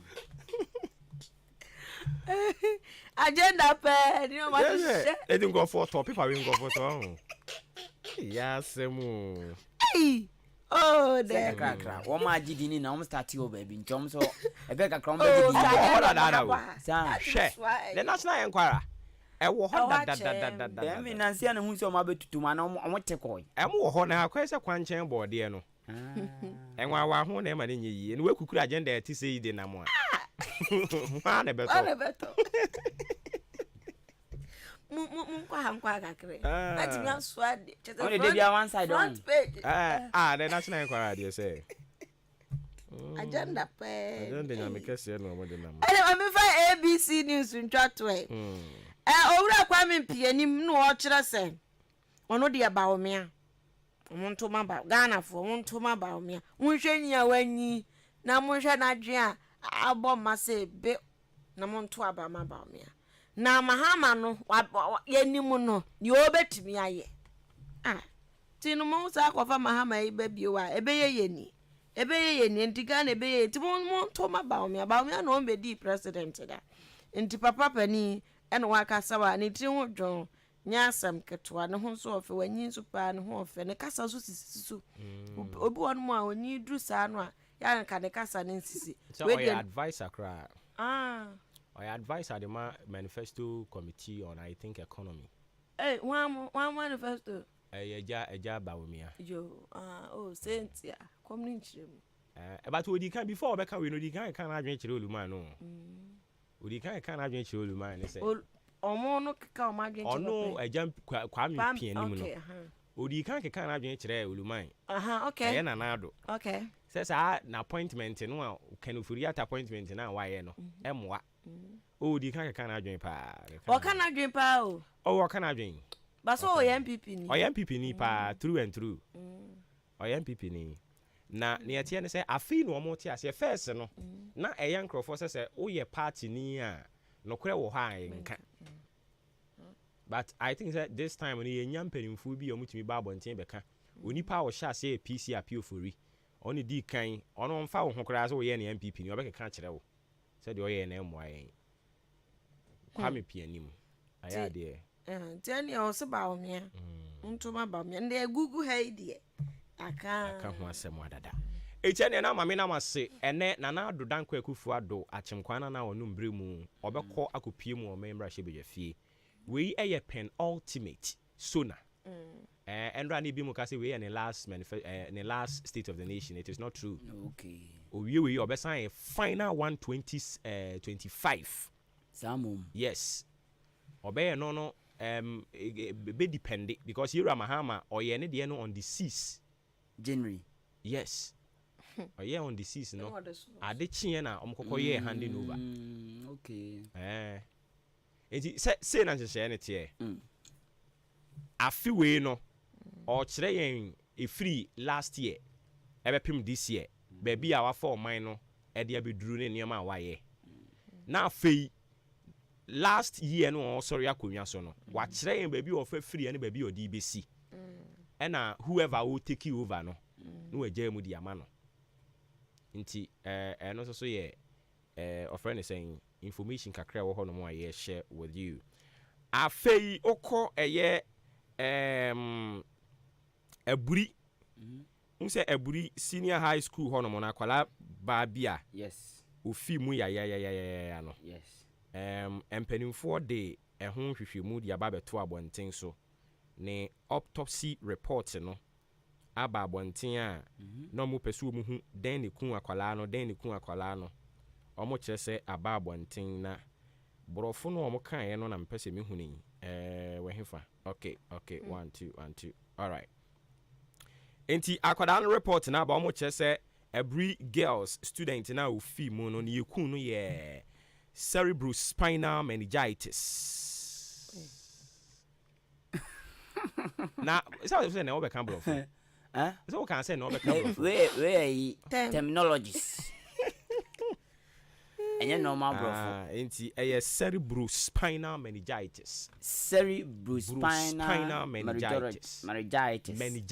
meningitis yes and ikum abofra no wow vese me search na hwa de kro cerebrospinal meningitis bro spinal okay meningitis yes enti say what is spinal was say utumu say wachi bremo nti eno na chi bremo no na ehon kan ye no e ba sa obi titiriti nyame amamu anache say wakra fia no ko ni sisi achi wono yes ehon no eno na to yenua ba no a ama we free mu ya na eba ne se no nya sa cerebrus China ho cerebrospinal meningitis. Eba ne se no nya sa cerebrospinal. Eno de bi ne piane bo ho ana se da bi yare o yare am ji se bi a bi ne piane bo da ebui da bi yare oh yes obu ho no ma wo so yare sasabro ni sa ne ma na nti no so so yare okay yare a etumi so umu ema waso ye hyepa nti eno na ema yenua ba no firi mu ya ode ho ama ne bo e de abai se yare aroso yare hu na nkwada oh I see ena weather na about this time no so no niema ne nanenemu nti ne ya na wahwe ho yie ya na wahwe ho yie na ja ya bodudo unim ni nyankopon wo de ma nunumbi enya ayi afrafra ne de heba no ti se ikumi herbal tea sei o ma nsa ka bia na wa bobo bia se endra meka ho asem wa ha no mo enti ena nsusu nyame ya adom a so na no me ameti he de I'm not expecting anything. Ni am expecting say me tie brofo asa. Me tie ye ne na eke ho a. Me nim say wo momo de mo expect bibia. Amala. Oh say bia na. O say am ebi nkwan.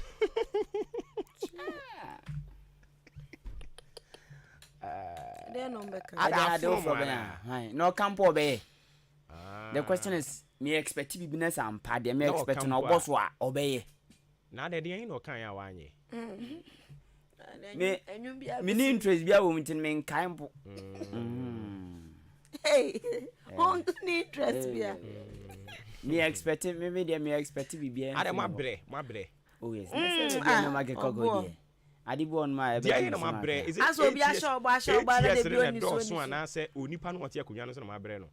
Nsem no nsem kan are what can nsem ben oh baba e bo sha wa so can free senior high school waye o kan one district one factory waye so mo kire say ekoso o ka agenda 111 eno so unim say ekoso 1v1d one village one dam eno so soro hofo so mo hu bi say ti ase o say ewu eno de me 1 million per constituency $1 million per constituency and so can ye and then your DBSC toilet and no mo first one about no dey start this project na no first term no bosha o share ye the second term no man kan sa bosha no share and span to the second term sa bosha na utiti ni bebre ni nyina na your first term yo enti toilet no me ndey toilet toilet no no say 1 million per constituency no dey yes toilet and then toilet oh munya sa toilet toilet atinima toilet na sasa ni ka toilet was that toilet I'm frozen we sell here kwan ya is it what's the name long man krum I'm frozen aduasan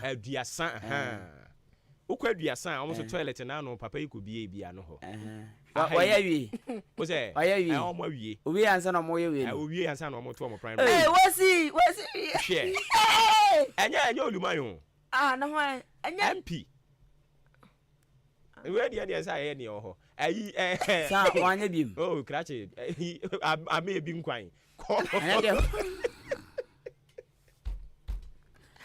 bini so ano no de no dabi me njindi de o kan me bi nkwan ayi kwan enya de yom ko dudui bode ani ayom so mbe yom katon so de kuro ya wa here me ro afia me yi esem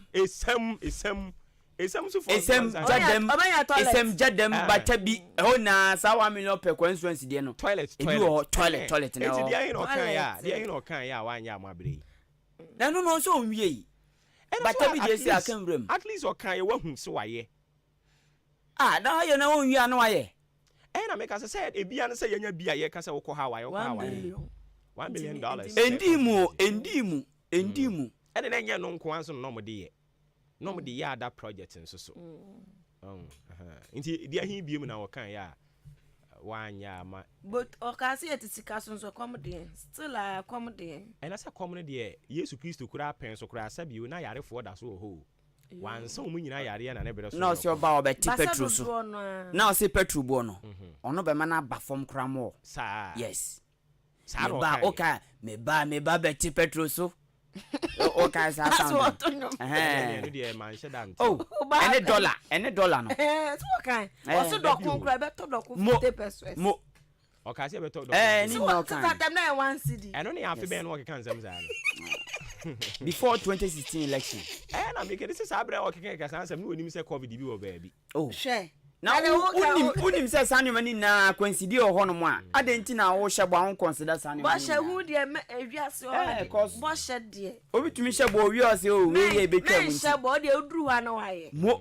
nti o so oba na be gina mani me ka jam say mo ntoma me na o de munji mi ndi me ba me bibi a me kan sa akeka but me there be o bo hye de senti no mo manifesto ba me si di me wani manifesto no ani bo hye no so mo atwura gum dia mu twura gum no bo hye de ne ya twura gum no nti mu dia mu stay by no sa ayi kenke die se ni bu manifesto so mo de bata ho ambata da mo na to da bia shi no yura mahama kan wante o se campaign dia wo ya wutwa ntro kakra no kan no kre kakra so ya se nti wo ya wutwa ntro kakra na o kan kre kakra dia wasume ya o de ne be kan kire wo so ati ase ni yi ni ko tena fie o sa pa be so mo za me twa ntro ntem de kakaka ye ntwam bebre ni nyina kekeka ho yo 1 million per constituency project ya yake obi dim ye kan ya obi dim message aba say isem de ise omu wie but omo mbie ntomu nyusu da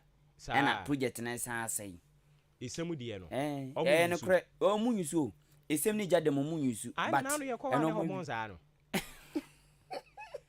ebi omu nyusu ne hormone za minim ene za nko trene mo se bi etan so betumi esa aye ready de na zo mo tran ko tran no mo yes baby o de eye mo mi emfancy onyame ben kra ni ya me bi sound ene de boso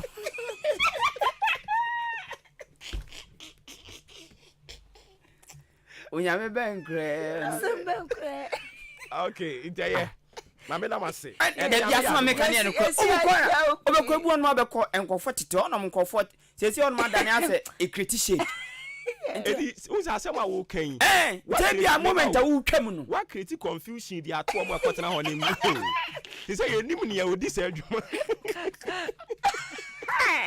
boys na bi na ye akotena ntro na yeah because omu yusu e o so ko hwe na ko bia no de ma na unim sa concept na omde $1 million per constituency no de bae no initially no omo yes omo de be si MPC no eso yes so as nti MPC no na esi won so omo ko manimu no na omo kokko yes primaries 2020 no a ba no a da na ye no a sitting MPC ni bi lusu ye e ma afoforo ba mu no I don't know we se media ya handing over mame e ye muhu akonta mame ensem bibiri basa na I don't say achire nso omba be ye no coastal belt middle belt e din to de omo ya di prof wakes so ati ase ada coastal belt ada yes this box and a box with business tools achire yi unse yen we eastern region e ba be kan middle belt no ho ti obi the message aba say what Kusi is saying is true. Some of the guys go and shit there. Nese nye a tampo. Na so much na tampo. Me dem pa chop. Na me ka say makoho. Maybe makoho. Anya fine on say on ebema eremu no ti say de wo kan. E me eremu no mo. Ebetum de yare abaw. Na mo be siesi wa amu mia no. Na omo so sebe. E wo so mu gya omo na. Enti ba say baby adu na nya de omo beba wonti best ne say kro bia nke bisim no. Me de tumi de nkomumbu ani no nkom. You is can ya sika na ya no ayifu a sha se omo ya mo te ha mo kan mo da bia no na abonte no mo ya mumu na munkom inside ankasa yes I was a crew of for assembly member who say assembly hwan na o no owning him for na o na mo mfre say DCU say MP mo kan say opani mo ade no abaji space sa nti wo say ye pese ye use na mo use na bia ye contract o kwa keka no ko ba okwa akeka no kroba no ana atuma contractor yintu ya neka nyina da no bi sa enti on betumi adi mo ni won akobo nko because toilet no mese okọ obokọ akeka no kroba si school dance wo be 1 to 2 years no mum bie krona ko bu ani no mkom afi do mo adimirika be commission no mo dem awom enti any money be hono ma ya na mo yenhwe na sa project policy we say na one of the fantastic edia here sa 1 million per constituencies one enti nka enfie na bia nka constituency bia benya $4 million senka ombedi no kra ma mo ho dia ke good pound but ebie ni o we o se so na da na me hwe ni mu source of funding no oma mi enhu ba bi ombenya sika na free so I say Uni baby kura unya free na asme ye. Hunu baby ombenya sika na free dia ba. Ba asme sekete. Anka be boa yen. Asa anum anyways, enti eja ene e behwe omanim. Brofo nso de yebetie bi atwetwe bi ato ho. Fellow Ghanaians. Nke den na fesenka. Oze. Almost 80 years obegina na so be 2-3 hours. One ka beda. Okenka ade kakra bi ana woda. We dey na ebegina na so akenkan na tintin na eja. Na munimendre nwumre around 11:30. Yawo firecrackers. Yes,endre nwumre no. Ewo Parliament House.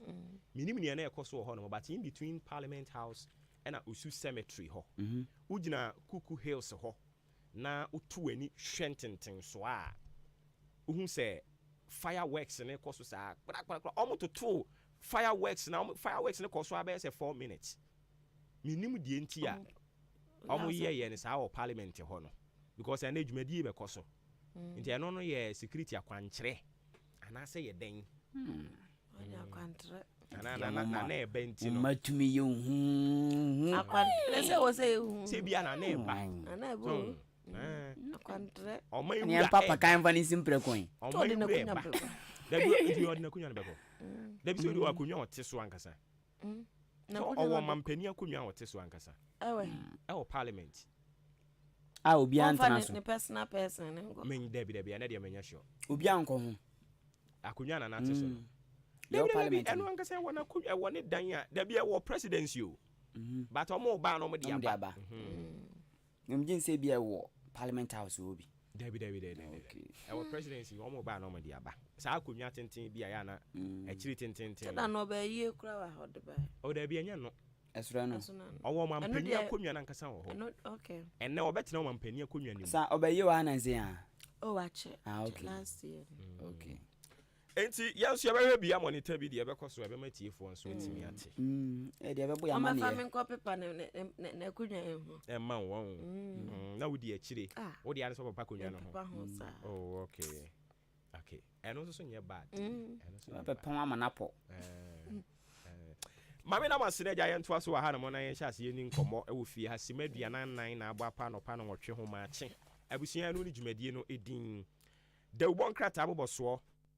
Hwegusisi a afi ye de aka nyina e de ka ho ama won tententem e wo efie ha enom nsem a yara ne app a ye bedi ho nkomo no de edoso pa ye be se betimi ate ne nyina afiri ho no mo expectations ye ni ho nkomo wa ha wo expect hwe enko ba bia nti nya de expectations ne de bedi ho nkomo e wo ha enom wadwen kire wo betumi e de afa 0533 afi de omo de phone number 0533 898915 0533 898915 fafa o fabra na yengenkan kama mfama sanso na betumi dia ko Facebook ni Ahenkan 93.3 FM fafa ho sanso na YouTube ho so Ahenkan 93.3 ofremi obowoba ofori amanfo dwumedie ni nsudin de maache ma yen archaeology enkrofobia omokan ho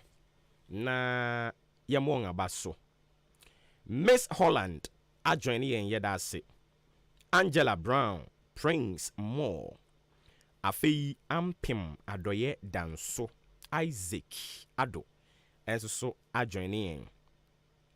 Talking of Isaac Ado no mama kai unsankrofo bebre oni MPP fo di nkoma ena ye be yi running mate ni de free asante mantem be running mate in the first antimantem, but Daniel.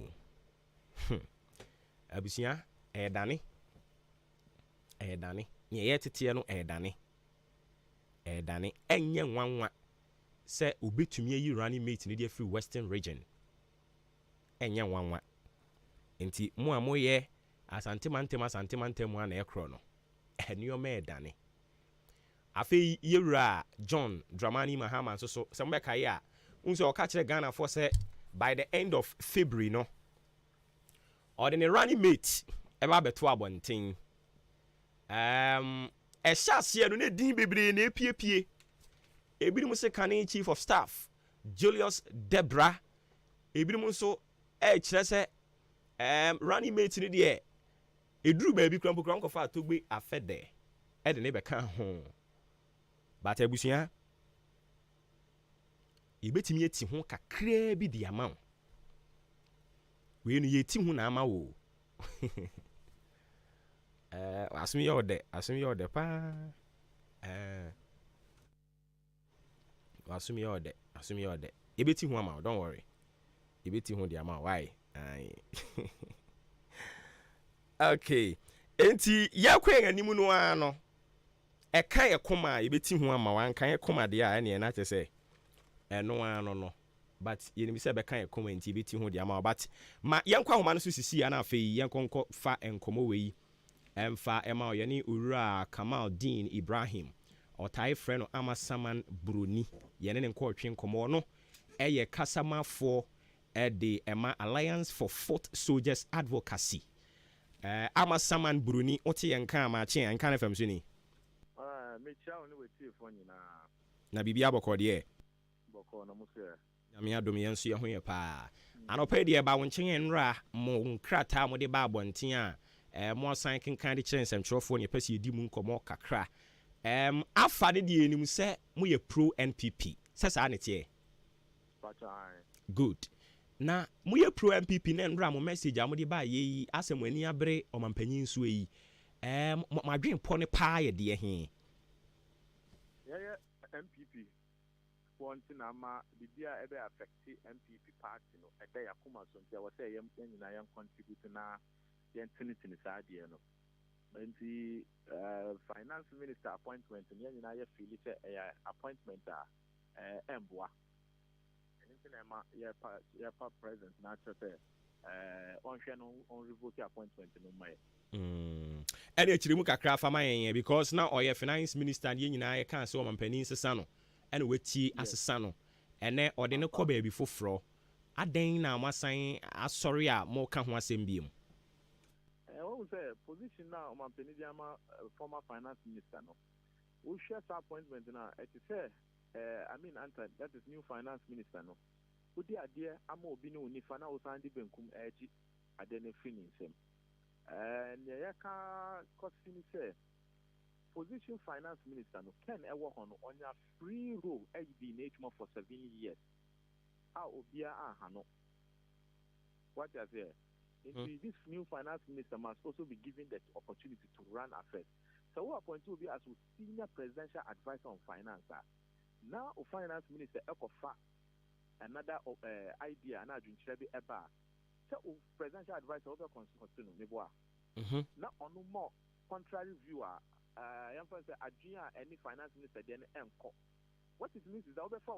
advice an idea because anything on point to one point is or two fu bia ubebo egu udi enu be di ho adwuma and when we say ono so owo ho no or one style of running the economy and a way so about definitely almost style end me nyaka enipa bia no obi abe woni idea na way of feel say or better to nyama until o na ye hwe say so onu finance minister na feel say or the decision bia eba presidential advisor to president for emaye bogua didie na o woni mu no obìnrin be kan level of confidence no be cut down and a cut down so in terms of future economy investor confidence is key to driving the economy say economy no be konenim and to be sign na yempe and a form ambition o man penacho say there be general vocal appointment no we should allow Dr. Mahmoud Bawumia vision statement I will release here even part of it obe won say o se nyame adum na Ghanaians to abanoma no na ye preki 8 na 11 no obe twem And as we quite former finance minister Ken Ofori-Atta pushy e-levy. Even though vice president to pen vision statement not only on Munyadri, and only in Yadri, still he had his way through. So it tells you the level of Ken Ofori-Atta in this government. And in a year, part of my penalty, will be issues where the beach. You were election year, and you were a presidential candidate. What ordinary vision statement about on civil society organization, Ghanaians in airborne about to say to Obama in November. Just within this short time, we're releasing a vision. And I didn't see that. And we want to have a forward march into breaking the ambitious agenda of breaking the eight. The issues we are in government that affect here. Come to think of it, and then the same kind of MP said sorry, say in free. And on my penny, Nancy and also signed the appointment in a free meeting. Some Phillips can you be still who doesn't hear now. Then I don't think I was on the appointment in a free meeting. Once I watch the appointment in a free meeting, who know him reason time I would give free meeting. The new person no man I couldn't know so running affairs smoothly. And then in terms of international private investment in Sanyama title now they are marking for that or a special envoy so account. Meaning or no or about our represent Ghana minor. Into Okadibi for no finance minister why never lead the discussion? Is it the finance minister and the special envoy?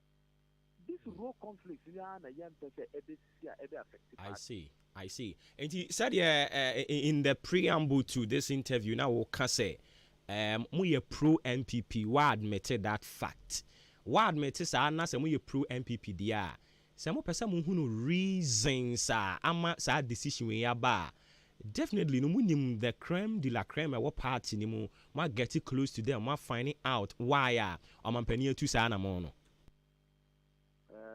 But when you say grassroots, in history, what to say, or Mampeni appointment, I was stating reason to appoint to as finance minister, now we as Minister of Agri. That's all right, say appoint to as Minister of Agri. As to reason, say I'm appointing the Obian state. Mampeni Akufo-Addo Bray so the OYB, who said Obu Dian wa ma wo credentials, no actually why in tia or foul. On my credentials and on my wine on into exact details because ultimately my details exactly say me forward because of ABCD, but yeah, it's ultimately based on credentials. The fact that we do a credential wouldn't necessarily make the person a good person in that field. So talking about credential, they need the but I'm just building the point for you to understand. So Oka claim the la creme within the party. So the national executive, minister of state. For more party, yeah, you must be in do hoya. Me, I feel the president. It might take me weeks or months to even get that opportunity. That's if I can.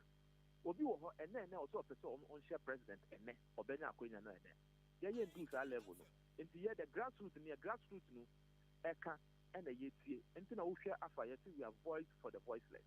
Okay. Yeah, appointment in Yabaya and yeah, grassroots for across the country. They are unhappy with this appointment. I have to be frank with you. They are very, very unhappy. So at the end of the party, we have the men. So we have the men. That's an appointment. It shouldn't be Ken again. At the party, all of a sudden, you are short men. Absolutely not. And then you can, your friends, how party for any MPs are dissatisfied with Ninyama. So why bring him back again when he has the potential to come and destabilize the Minister of Finance? Because a Minister of Finance is a presidential advisor. You never do no, yeah.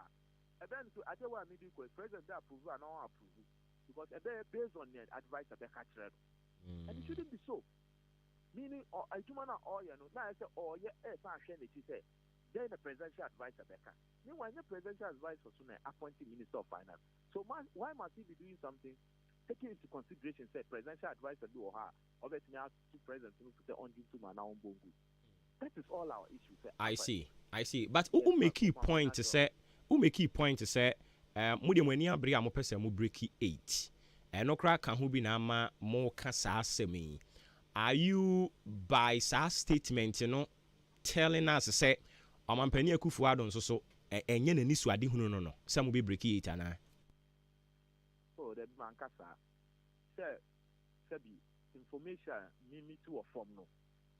and yet and no ABA president but because be a president I want to do on your briefing but nyama be a ya party for me be a won come out ultimate the reality they need be better now you will be diplomatic so odi anybody in your crowd we are over cast them and this more boys voice more share more di mo come it did say after what we say Alliance of Food Soldiers Advocates Food Soldiers the president food soldiers the BAC were former you know say you draw party in attention and I president my akonya say yambe kasa we will tell him based on what is on the ground social president the bribia omawa the people who are free abema they can tell you say and sometimes they confess and yamma do people prevent them from hearing because also the daily schedule is very tight to the extent say how many newspapers and radio stations and on my in a day it will take people to be briefing him. What of said the people who are briefing him, they almost see the information, they almost feel it way in here president way and what say briefing president. So you can't fault the president for that. Anything a trust statement that ever out there and in time more fair di hun come on. All kono do mu area or meeting station or bet say okay, this is a first hand information what to say. Yami grassroots cry of the party. They are unhappy with my decision now, why not? It might not be this today and now tomorrow.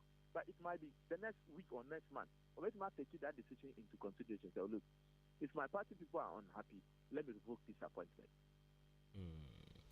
Okay. Enti ma any timeline be our home say be a moment up to a certain time be an as a bribi on your who be wa nya mo be two and among.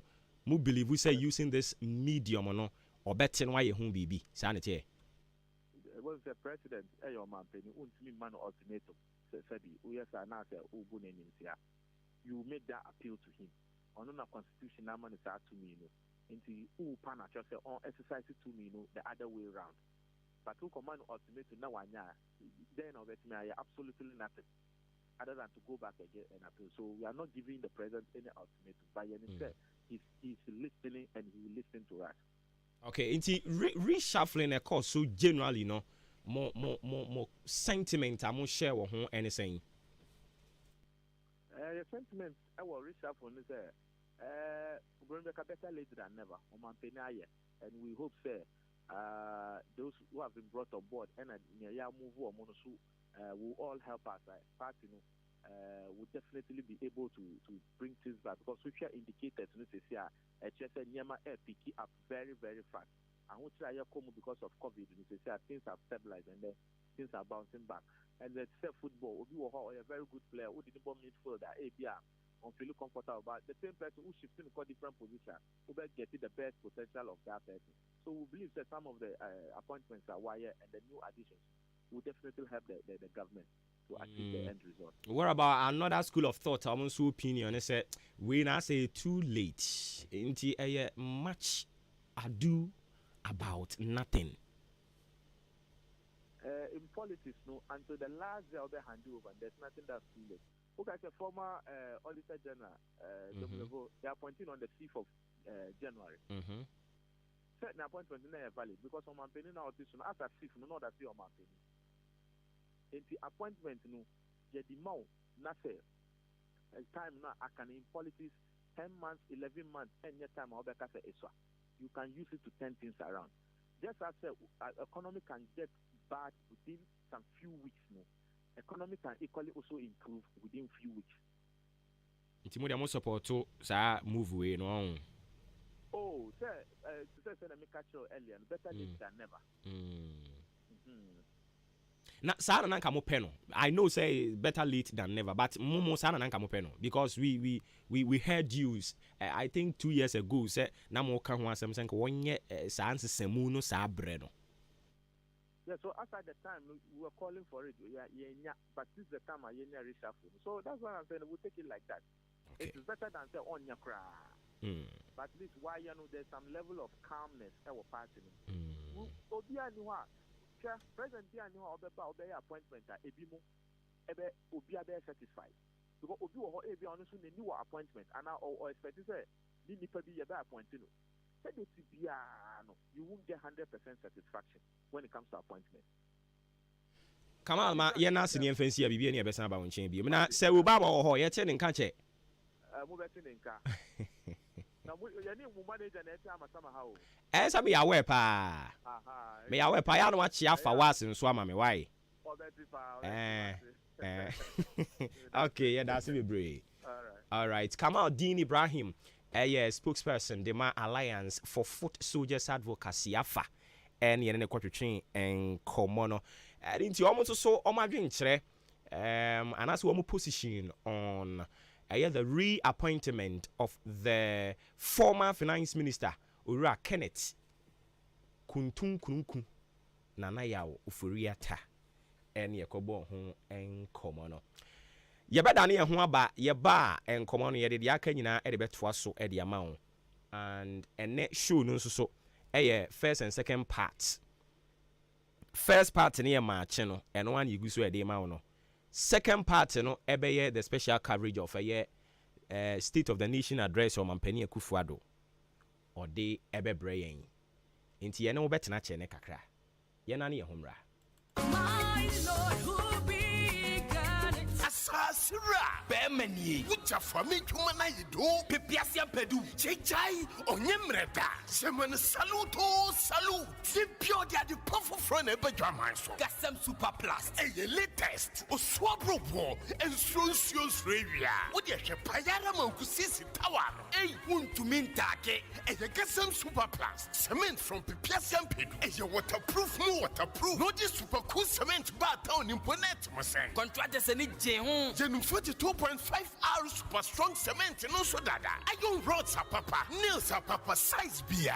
Marine board are strong at your Pipiasan Pedu. Our roofing sheets are baswano. Alucin galvanized aluminium, IBR, IDT, and an accessory. A while being out binding wire mesh, headpan, felt, pickers, shovel, no flat, run, loading. What blocks machine, it blocks bidding solid and hollow, 5 inches and 6 inches. Sound supplies. Sand, stones, quarry dust, and in the idea feeling, Pipiasan Pedusuna and Yama Water Fame, Sansu Casa, Otonia Madudua, Edico Jau, or Dan Pipiasan Pedua, Abuabu Road, near Akim State Junction, Jubilee Hospital, side also, Sansu or Dan New Market opposite, or Atim Swedro Road, opposite a Penning Junction, and a Tia Senso our Arenias, friend on 0244 166 937 or 0208 299-115. Pipiasan Pedu Enterprise Ana, identified secret provider. Ago Ghana for Munya Sunti Sankabui and Kabui Every Nations Builders Ventures Entrepreneurship. So they as soon as say obey your one casa water. Was under Baku entity me, Yabachiro Kwaya, Yaya Brown Sugar, multi TV installation, Yanya Kwaya, Yefaswa Yaya War, Yabachiro liquid soap, shower gel, body spray, Parazon, biofuel digester, Afiabesan Swatchro Kwaya, Yefasu a banana yogurt, Equiafon, Mubesa Mubes Yafasu we decided so, Yabachimo, bread making, now face ye bet chiro kwanya ye faso to pano ye to cake meat pie pizza detto any vanilla ice cream jumedie ibaso on the 2nd of March so pese udo hu ehemu a sika obetua nyina 350 Ghana cedis nemum obedi candy 100 Ghana aba pick forms na training nidu so a with 250 Ghana cedis no e de akọ obenya forms ni bi ato e Oposumi FM any Ahenkan FM forms no 100 cedis na free training fee enso 250 Ghana cedis we ya kwanya wo sebeka certificate ubetumi de tukwan wodi abie wa wadwuma na wo so aye wo boss Nations Builders Ventures Entrepreneurship and that sankai boy adiema wo wo penchire mu afre 0248 786555 and 0577 216809. Nations Builders Ventures Entrepreneurship, we train you to be professional. Salute. Hey. When we send your police in your draw, Imbusaba Mesa Amama Huaden. Refuse to grow, and young offense swabek. And what day immune system or Yankopon, and your ready Pedrian Musamaya Hubano, and Nasa Wunum Imbusaba Mesa, a Peja immune system Nabribia, Ya Yarientimu. Sasa dear, a month for the one, Nedi Imbusaba Mesa, Dronua dance yes, and Yarwa a nipa enyina etimi ba ne so ene nyarewa kese nkaye a wuti ne din ene ho ka na oyemu ahyew nyina no ebo ye ho ban efiri ho enna wo mpo a omu wo nyarewa ne dada na omu nom doctor enuro no enum imbu saba mesa no a emo mu ahoden pintin ya wo mu ntimpo se yare ehye omu ho imbu saba mesa ewo kansi ene o man mu babia ye ton enuro etufo mfre 0246 208496 imbus heba mesa police ni no edro no enkratwe FDA asayase Abina, yanetam yankoi. I was a copy drone mu. Menanti kakra na mabre. Awati agumi so. Mensumenti apo. My hojo. Ma posu tutume. Metin kase ye me ya. Mentinu mo twetwe me ankasa. Iboye. Ah, na awafa ada mo so ane. Wonchen kra na ebe yo. Yanti apo. Na anwum ye. Mendi agye. Na heba for ya wo ye na heba mix ne na fever mix no. Wo mo de adufufo bia badwa so ye fra no na Ibo mix. For general well-being, I don't know some yare you. Ambassador, between Jumaden, na Ibomix no, a yema will be on to me, and Nasan Honam Yenbre, a Tumian to you, one more can cane. What is your now crowd? Na you know my 2 year yen to me din swear. And no namobe here, na herba powder, a best Munipediano, and what did be back, no Driani by a day, I'm a multi-beady. Na herbal powder. Not even a boy, and then our pharmacists, herban over the counter shops. Dudua, na herba ventures. For 0244 774 206. FDR J Crack to Yatum.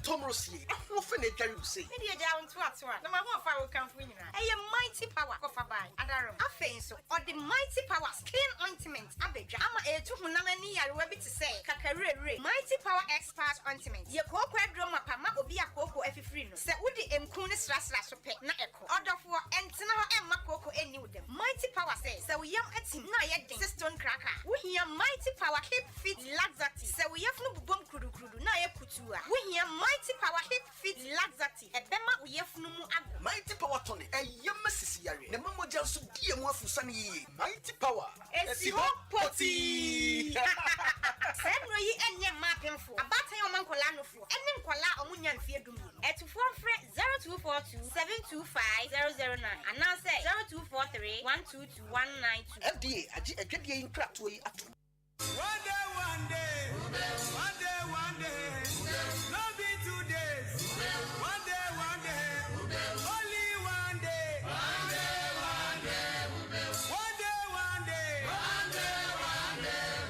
no be 3 days Ghana adisiye obuoba ofore amanfo emamo ache edeba Ahenkan 93.3 FM. Meba choye da se watwen yen ama yakoto enkra aba ye toa so machi eno eni dwumadi no edin na wohwe wo bre sisi ya nso so ayade asima nwotwe abapa no pa no nkono eho ye betoa so na afi nkomo no ne aka mu nyina no nso yahwe adi ede amawo ma yemfa adwenkyere kakra ntoa so na yentoa so cool mensa pillar 2 edi free dom kwabenya na ode aba dom kwabenya constituency or say state of the nation address on Mampeni Akufo-Addo Eko presenting a fantastic one we gidi say bibia betumi akoyi you say inshallah Dr. Bawumi Abeba Nchiankoma Honorable Robert Lamte aka Ukumkom also your next MP for Madina constituency Kumensa ne dia ode eba ye eno no sa so na awuja K Delali Brekum as we say good morning obechia yen keke Angela Brown also say good morning yeda say Nasco Fufu also say 2024 sooner a favor edema equiafo more than any others into us get involved in agriculture Bawumieni Frank Yaboa niye Nasco Fufu ne dia ode eba ye eno no afei teacher Kujo Tepa enyina suso ne dia ono so dia aba or say some Ghanaians failing for this some Ghanaians falling for this 24-hour economy because it shows how the typical Ghanaian is paying and paying. 24-hour economy is demand driven. No entrepreneur in the world need to be told to work 24 hours if he cannot meet demand. It is just a natural call are not pushed by any government. And Chiankoma Honorable Eric Nana Ajiman Prempe, NPP parliamentary candidate for Ahafwano North. And Honorable Elvis Osei Mensa Dapa, also a parliamentary candidate for Ahafwano South West. Teacher Kuju Tapenina Susune Dio de Baye, and no, I feel senior sly. I know say this group of calling themselves NPP led by President Akufo-Addo Bawumia are deceiving Ghanaians. Message you know me semu. Mo tro some papa. And to say me yes me kind of bro Francis me semu no. Me semu. E ka say said mo tro bae no a saa na e kan no a enye radio wealthy. Enti ye besra mo messages no. Montro no de be readable na yentumi nkan emfama. Yana mu bebre mu complain some the message ne ba ye nkan but wo message a wo de aba no so no ye de dey nsem bebre nam nya de ye be kan de ama nti brass lie wotemi nkan next time wo message ne ya no asone so se na ba be kan yen sa yen so betumi akan de ama na kwaye se wo de message ba ya nkan so atiase wo de ba wo se yetumi kan but se wo de ba na se enye readable sa no a and the oye de nya de ye be kan Frimpong Enterprises some in kanchra wana pay say upe provisions ya to na odi akwa ye wadwuma Frimpong Enterprise say your personal groceries bi na person okoko to edi be fie ana eye provision store na wabie na person okofa niam agumu a okoton wa nso nsa be ko wano say ye sichiri emo say ye gari say eye milo say ye nido say ye dien uyi no di si nchen a ye ba books nso so auton books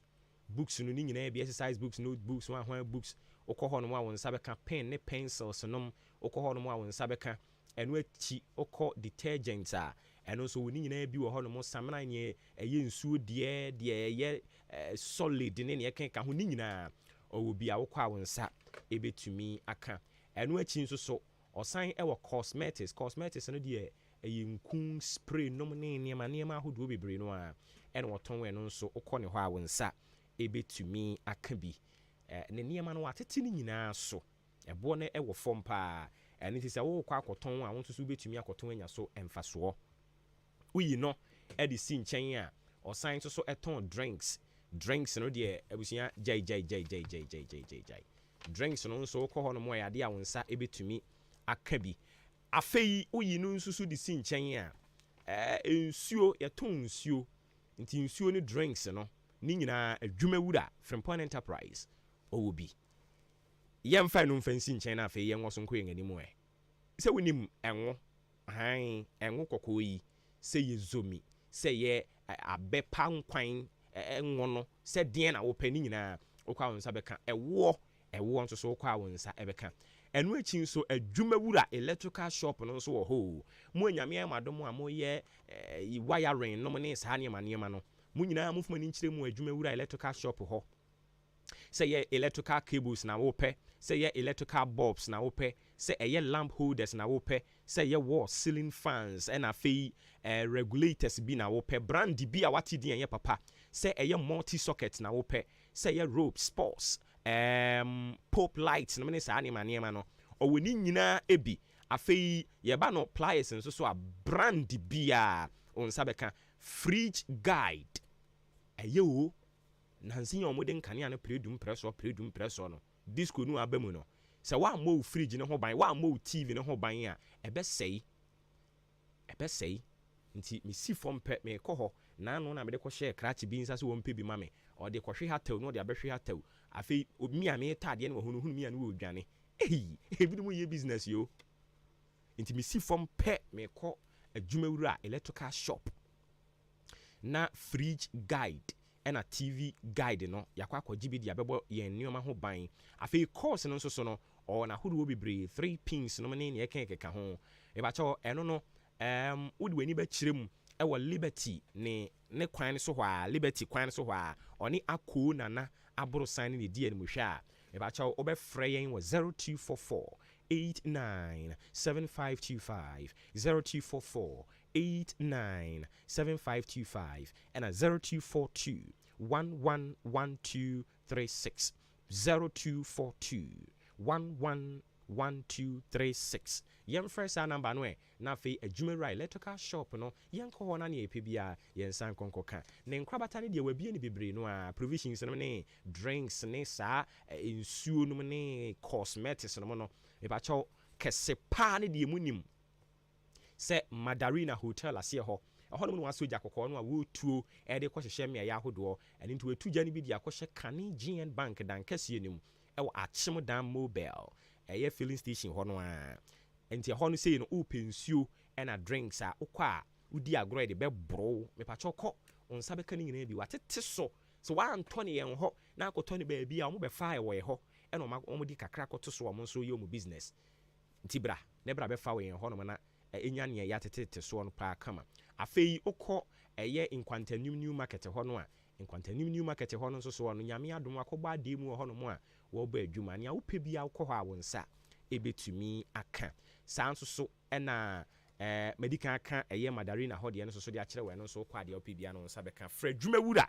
ɛwɔ number ne so mesi so biom 0244 897525 0244 897525 ɛyɛ number abɛfrɛ na adwuma wura atumi agye wo so na anɔpa yi yɛhwɛ sɛ yɛbɛdi nkɔmmɔ ɛde afa nneɛma bɛyɛ mmiɛnsa ɛho yɛate baako afiri hɔ no mu a ne no yɛ afadeɛ no yɛate afi hɔ afei unions a wɔwɔ educational sector de adesrɛdeɛ ɛto ɔmampani Akufo Addo anim sɛ ɔmosrɛ no ada ɔmosrɛ no free senior high school no ɛyɛ ade papa sɛdeɛ nyinaa de bi ɛka ho asɛm no na mmom sika a wɔmde bɔ ho bra no ɛwɔ fam ɛno nti betumi a anka wɔn pagya mu so wɔde bi ka ho so ɔyɛ ne dan yo ɔntumi nhwɛ no wɔnyɛ na mmoa na free senior high school no yɛnya sika bebre no ane yɛmfa nyɛ na mmoa ɛmmɔ yɛn ho ban nti talking about education no me appeal to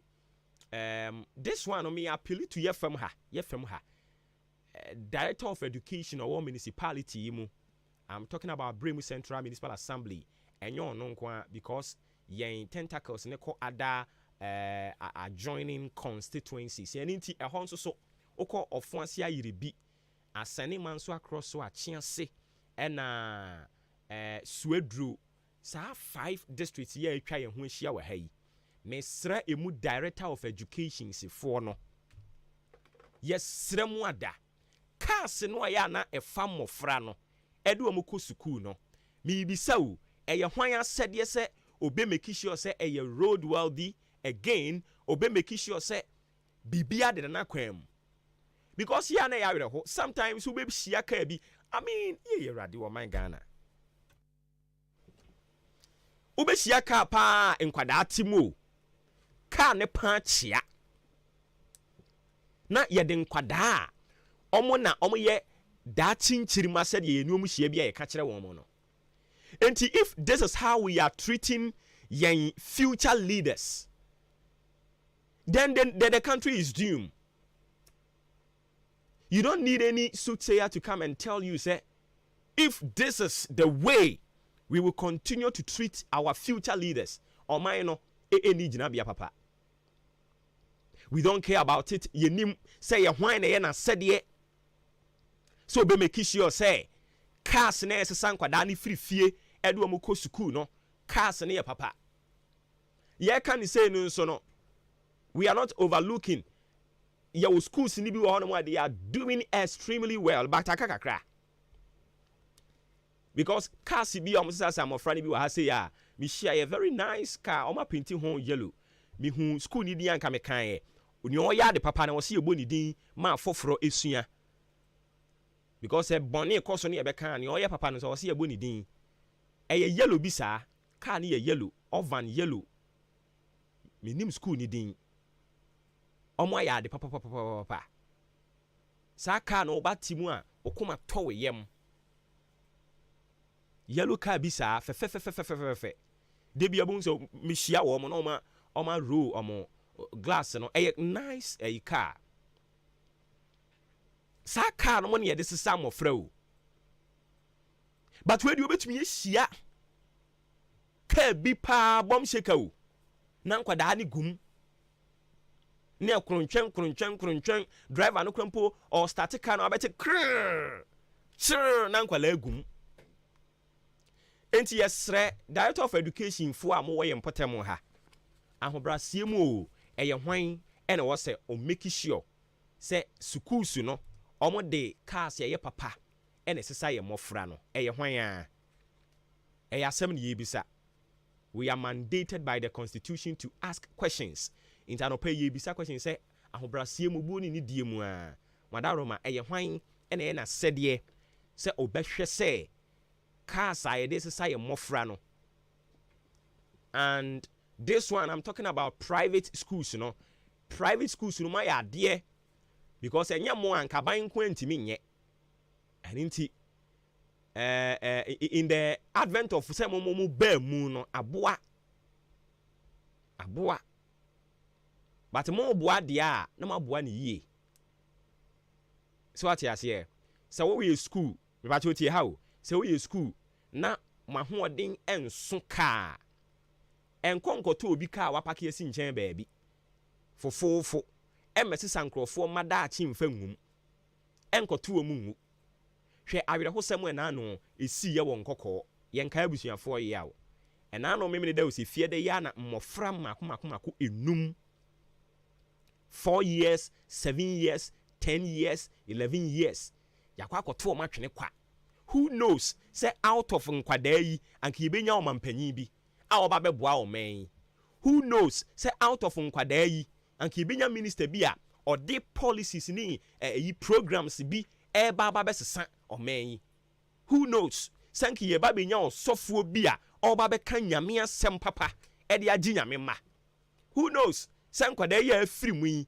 anka ebi wɔ mu a ɔmo na ɔmo ba bɛsesa ɔmo abusua abrabɔ due to negligence we will become near what obi na said you because what I know is say we educational sector na ya wo school as a supervisory bb edin bi wo ho a omo na omo supervise but ye Ghana ha no obi anwu a obi nhunu na said ye Ghana ha na sa na tie o se obi anwu a obi nhunu na sɛdeɛ ɛyɛ na yɛawere ho sɛm o mutumi yɛ adeɛ ma ne yɛ ɔman a ɔmo nkwadaa ɔmo ntriti ɔmo yie ɔman a ɔmo senior citizens ɔmo ntriti ɔmo yie saa ɔman no ɛni daakye saa ɔman no ɛni daakye ntanopɛ yɛbɛsrɛ mo yɛbɛsrɛ mo anɔpa yi especially education sector no na mommɔ mmɔden a ɛnyɛ biribi mfamfa ho mfama yɛn okay ma yɛnkɔ ahoma no so na yɛne owura Edward Karwe ɔno no yɛ general secretary ɛde ɛma agricultural workers union yɛne ɔpanin no ɛnkɔnkɔtwetwe ɛnkɔmmɔ Mr. Edward, good morning and welcome to Ahenkan FM. Thank you for putting me on your platform. I'm very honored. Okay. All right. So I want us to discuss the high prices of foodstuffs remaining unchanged. The question now should be, can you provide an overview of the current state of food prices in our market for us? Yes, the market is not the same market. And then the market varies from one region to another. It also varies from one place to another. Even within the same place, if you're in Accra, the market in Agogloshi is different. Prices are different from Medina, is different from Malanta, and so on and so forth. So it is with the other places. But generally speaking, if you take Ghana as a big market for foodstuffs, where prices of foodstuffs are going up, some of the foodstuffs are just not available because it is not their season. For instance, I was in Medina Market this Saturday, and some of the items I could not get them I was looking for what they call it, mojadro, whatever they put in. I mean, those ones. I couldn't get them. And Okay. there's some other items. Even where you get them, they are not in season. So their prices are high. Maize price is going high because we are not producing maize this time of the year. There's nowhere in the country where we are harvesting maize this time, where we are producing maize this time. There's nowhere in the country where we are producing soybean this time. Even rice. The only places you can talk about having rice is around some the irrigation areas where there are irrigation dams. You talk about the tunnel irrigation dam. You talk about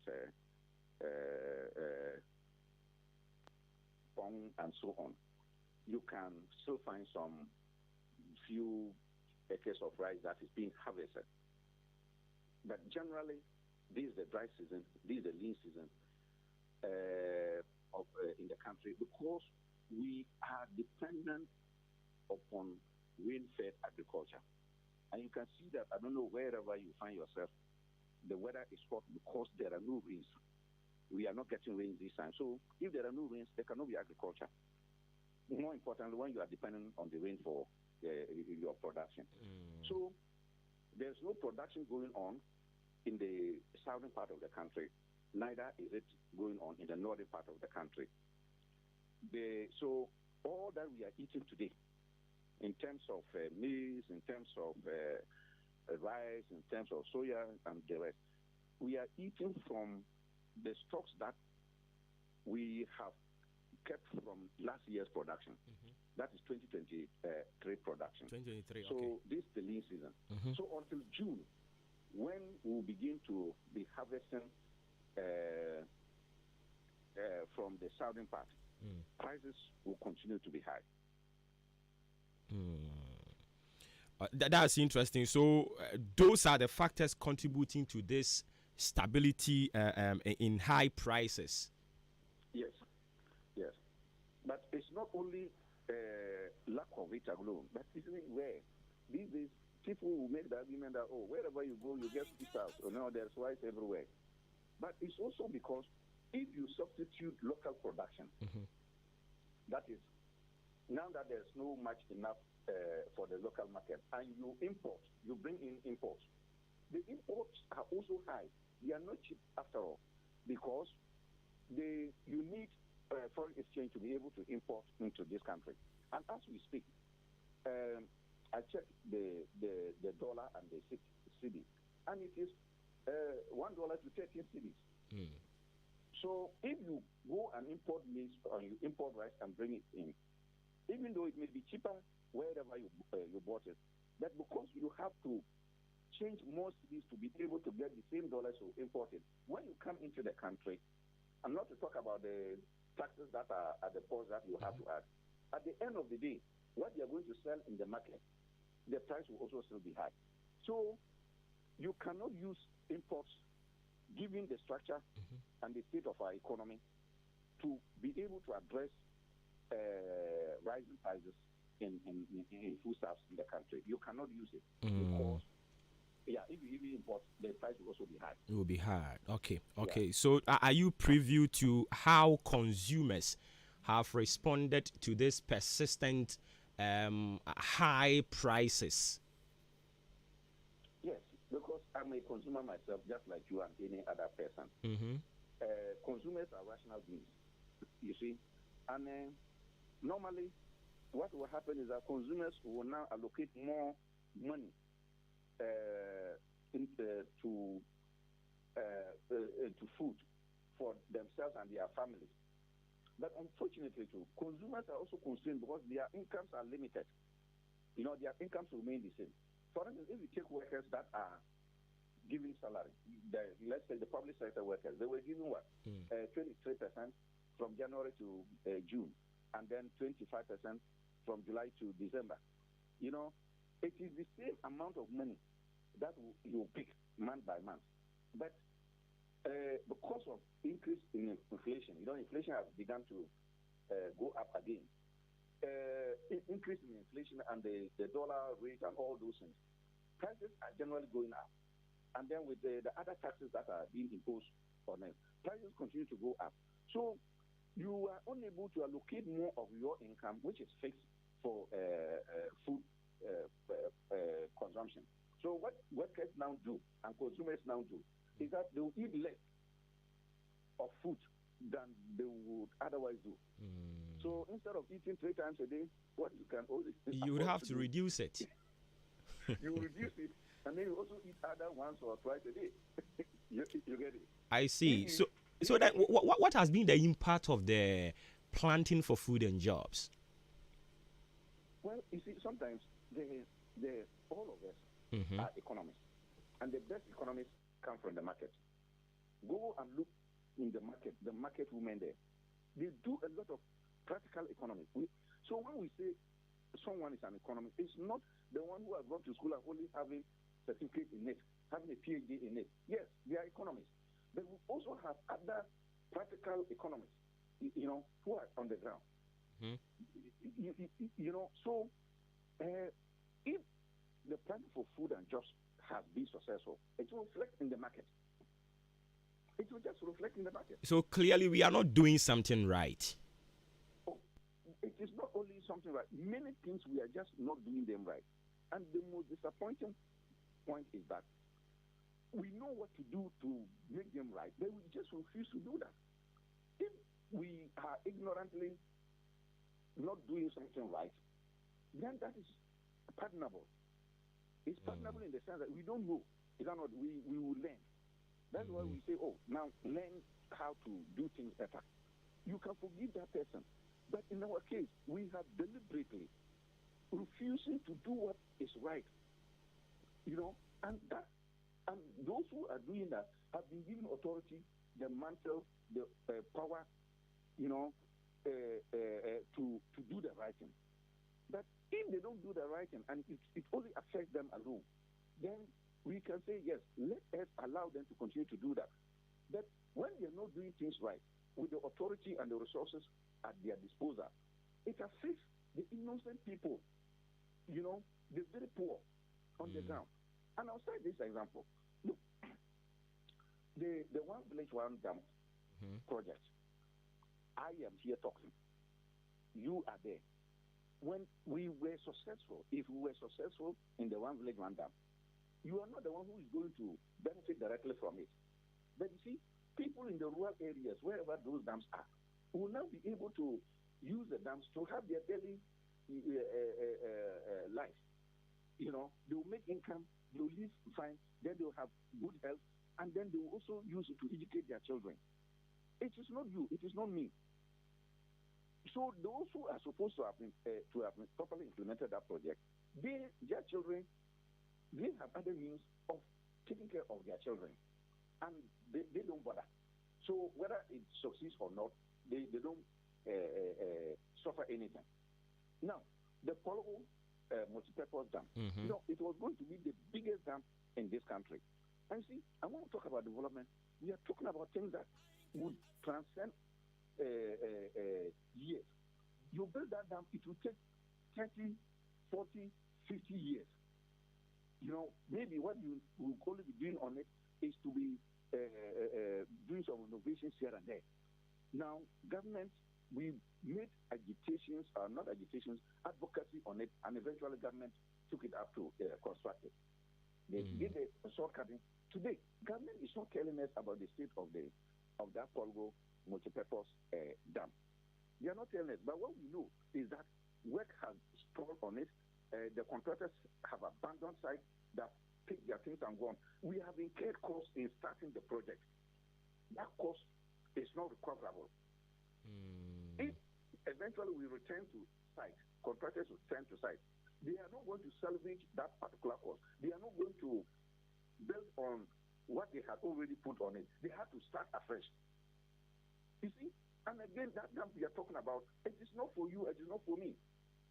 But our people that are there, I mean, we don't know who is going to, we don't know them. But today and the future.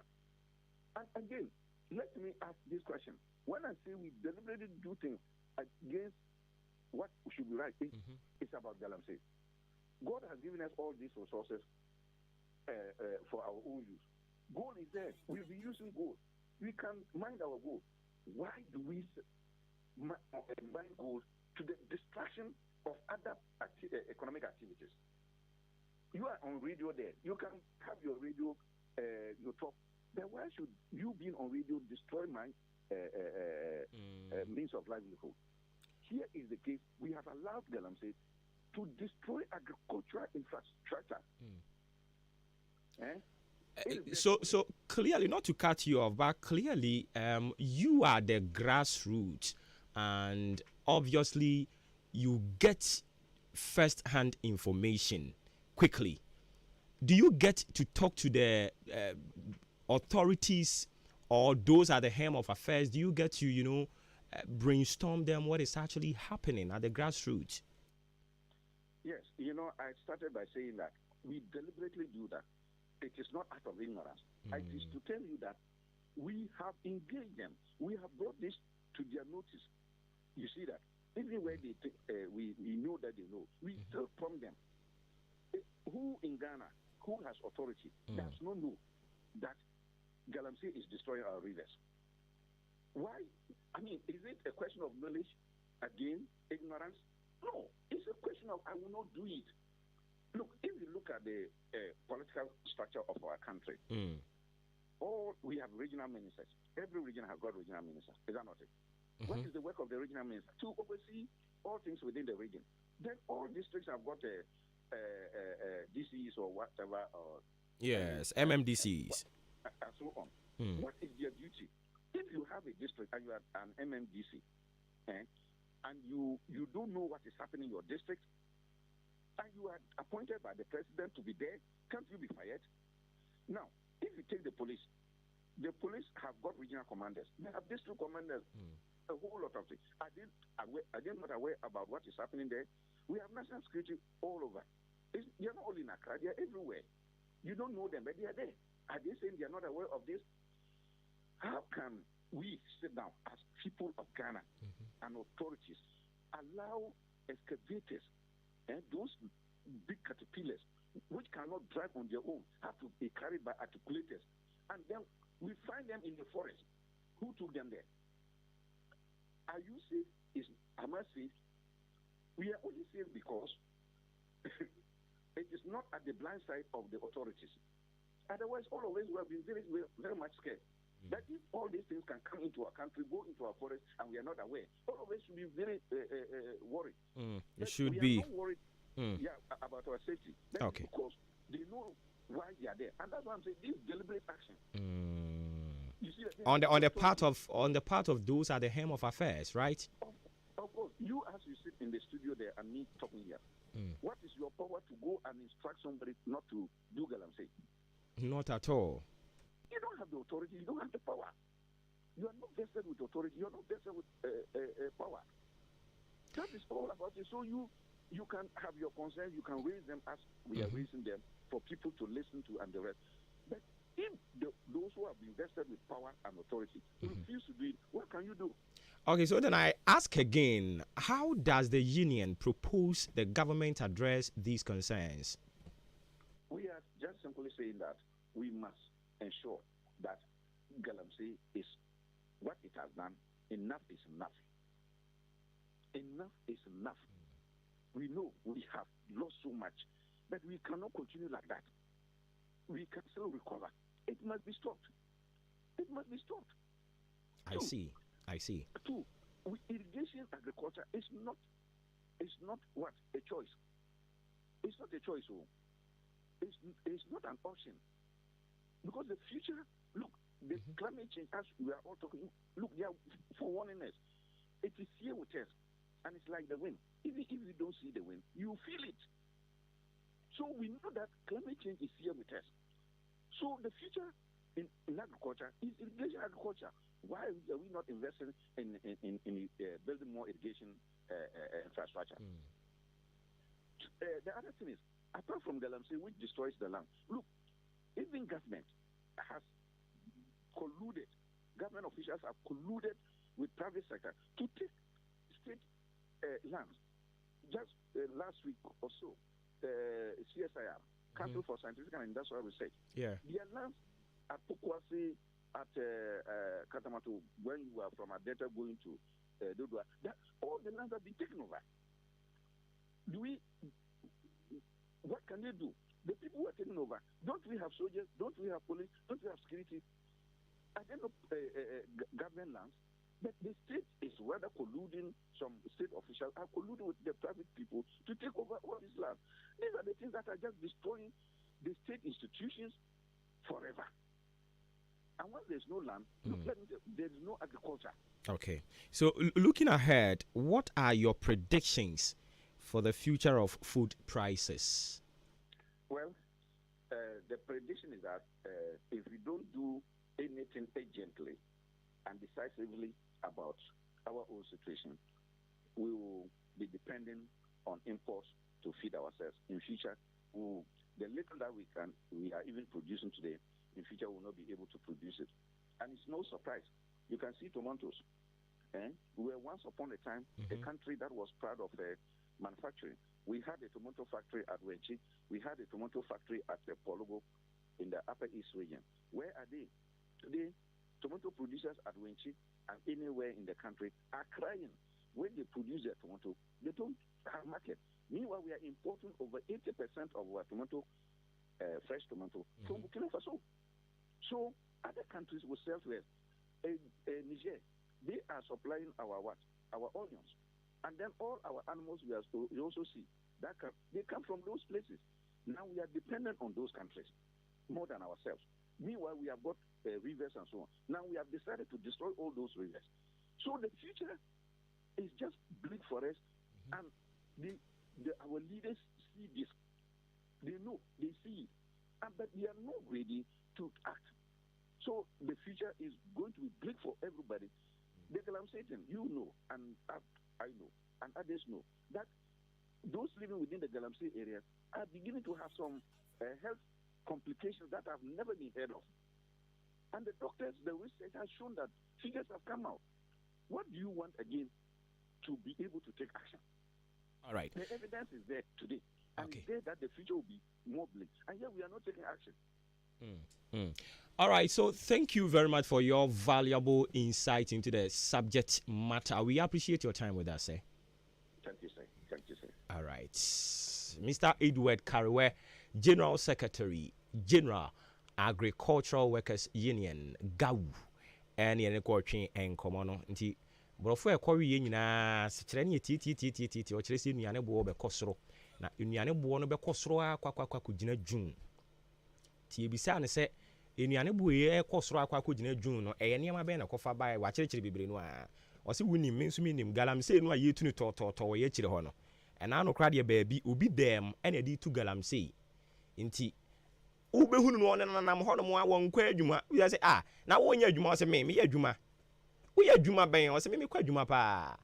Ye sit down, you will be CB, talk out, be to be saying them. A chili crab you couldn't say any them. We're two at I see when you know, what two in the galam saying, Dan, a dining good galam say, I'm an so. Any a cocoa so anymore, a cochino. Or says, honey man, ye, a fee, inflation, cost roba form, ye insid in so and also so, bad the bridge sapra prano. Nina can be. Nti se ya hwe ntu hu anamon a yetetete ho saa empani se usum enkokwa asa fidi a eyi eja wadwo ebe yi eja wadwo am ye nyina de aye nkwan ne ya ufufuo pia e de atum enti yanko mboni mu tofa no ana me de ama wo no ye beto aso ne yakwen anim na Yahweh say and Sabeka other people no na sa union education hon komo ana me die no. Si en saka wo mo a e no be bon komo ne abisa. Almost raise concerns kakra dia fa ho mo kire say I was a free senior high school na buying a provide more funding. Edema I remember clearly me ku a me joining a friend Alliance for Good Governance. Yeah the proposals be breed by one. Yes, a free senior high school is very fantastic idea. Now, so I was here to me 18 timumra because you politicians see Empani say hunu bi penti abo asrewa ojeje ne background we yin ani asu ato nchen. Yete Ghana ha ene ye de education na politics. Se obeka ye a kufu abreso na ye ko school senior high no. Senior friend secondary school. Ye ko secondary school. And on best son no say friend is SHS you say dey and ankofo kan omuntimi ngan. And on baba na SHS. And only one. And no any problem because reforms to education sector there is allowed. Afa yetete ho akufo say there be say ufa yen curriculum na say syllabi na. Say o hwe niema was ye kire mofra no a spanning more than 4 years. But na ya bomodia na complex no. Na fei I was say ye kire wo 2 years with a 3 because I was who read the actual days I spent with school secondary school no endru sa 3 years no enu into do pa check hwe akoda ko form 1 asisi abehunu no se me form 2 sisi abehunu no se me bewie o de fa ko to syllabi no ho na check hwe say expanding within sa years na bofra ne di wie no ana nti abribia no when you talk to omo education sector ho na we catch say teachers no they are not able to cover all the curriculum no and near me woman they are not able to cover it on beka kire because ye mia ya compress nti emo friend to me nsu ade ni nyina nwie na omo wie na omo come baby yetete heya na yete say ye from 4 years amampani emails abre so yankopon fa ne kransie we from 4 years the aba 3 and about 3 years no we school on am the baby or a graduate SHS graduate no nam the baby the ye chiri school ni ntimi nkyere ni nyina awie ene ma ne bibiri wo honso ehun hia wo se ye kyere enso so no kra no mo de be se wo bre nti ye education sector ho ne de empanimfo ye hu se empanimfo ye bi reforms na ekoso but I think we need more and inti Alliance for Good Governance na ye ka se I was a ban no edi emre bi de ba there should be a certain law eno na eba be bo free senior high school ne ho ban and inti say NDCO say MPPO whoever political party be we need power no obe make sure say free senior high school don fanin sanka na mum obe improve no. Because as we speak, any legislation be a protective free senior high school. So one day, a certain party or government will just wake up or see free senior high school. No, me maning kosubium. Obian to me because it is not incorporated anywhere. Say, oba, your shekete say was no. Some of us, we were saying, "Sanka be to me and ka binding to me and make legislation be a bit protective free senior high school no aka aban on tiswe anase ayi party yet tiswe o mampani akufuado aka ne 10 months or 9 months and 27th enti uyi ba 3 days kra di free mu kra aka aban on tiswe ne 9 months enti ko pe ho asem nyem ne o mampani akufuado free so ane ne bewo na wawie yente hwe mfa ho you name the future of free senior high school. Say NDC bo bet was so want to aso ye nim. Say MPP no anka say bi mu ba no bet was so want to aso ye nim the future of it. Into education ho no nkomo bebre no awo ho. Jubilee Hospital be mo ho ayeden. Ye di nkomo na watimi adi bi ye ka sem na watimi aka bi. Jubilee Hospital say men kan chi obi otimi anopai say ohododo ope ba bi akwakosan ho yade afo ani chire mu ho yi. Na ontimi nhwe ntoto ne nyina kama mfa ma ye wo inpatient service wo ho inpatient service na busia wo se ajo to ho no na ye hwe ho to no ato akwantu so ebe ne sa pepepe afi lab test no so koso pharmacy wo antenatal care postnatal care theater maternity nso ni ultrasound ECG scanning machine nso wo ho no mo abusia for counseling unit nso ni wani anasa wo sen ene hawa otofa Jubilee Hospital ebe hwa aboa amane ma nyina tumi akoso kama eni je sem se ye insurance aban de ne ankrankran de ya o masalachi wo ho ntebia wo ye kramuni ena wo homfa wakakopie mu wo ho no mo a still na no obetumi asom onyankopon Allah sanse masala chi na kama pa yesiesie ne kama Jubilee no ankasa na ohwe branding no ode aba na ohwe se de wasiesie uduru ha ya de ne te sen kra bo nsa ho ahya ase to Jubilee da musron kon frey I was 0244 575799 0244 575799 0241 784645 0241 784645 eya na wa fresh numbers na yaje oso kama piasia ampedu enterprise nso so nie piasia ampedu enterprise se men kan chewa no pay se cement no o pepa papa di edu juma ne hono na wo se oba eye gasam super plus super cool and as a super strong na wo pe iron rods nketo akese ni adantemo ana wo de any strong marine boss latest roofing sheet any ehho akade ye wo alloy galvanized aluminium na ne keke ka ho binding wires wire mesh and wachi so head pan shovel yem keke nyina construction ho brofo ontian ha ho okọ no mo a obechirichiri mu kama de ama ho yesan so ewu fidie di twa blocks ewo ho yewo enwia ye ton yesan supply abo ne nso saa quarry dust ne nso so saa pepepe ne tie wo ho yewo cars wo ho no mo a ye de be supply e de ama ba bia wo ko bia odan aboabo ye ben Akim State Junction saa nso so na Jubilee Hospital nchen ho no na obehunu yen yesan so ewo Nkwanta new market ye no mu die ne mu hwe wo ho Swedru and Subihuni and Yapiani Junction in the enemy. Achiase, Yawahini ase 0244 1669 37 0244 1669 37 020829 9115 020829 9115. Yano Afre Nafi Yatumi Ajo so. Afe Bright Senior High School. Yeah, monitor signals and also so from the Parliament House. Yen Saka Yebe cross you Vania Kohonomo. Na fi akwakofa omampani akufu adu ni so na we eye pen ultimate that is aka last one and san we next year ubebu nkonta ni twato okra na fi we jemu di ama whoever oba be take over Bright Senior High School seven kanche osebra na omfa eye agric science business general arts general science home economics visual arts ne technical hunim de emfa nwura wutirim me pacho we teacher for me to my bill pa and into passes and a rest assured and which so state of the art computer and a science labs or we need be for practicals a bebo papa Bright Senior High School at Chimko Crane to me or a very vast lander or boarding facilities in so in Purukanye and Panim Moso and it will be to me a da as soon that we are saying asori akotwa o adisuya so e ba choko kren tumi ene ye wo se dem di kan e kan e de kire wo no 024207 1185 0247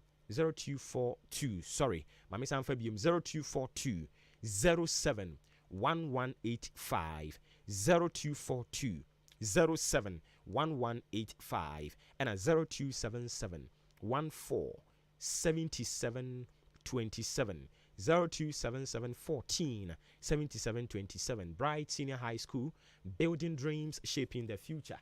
Wamo ekan ho anapai ena yeguswa yesum wo afei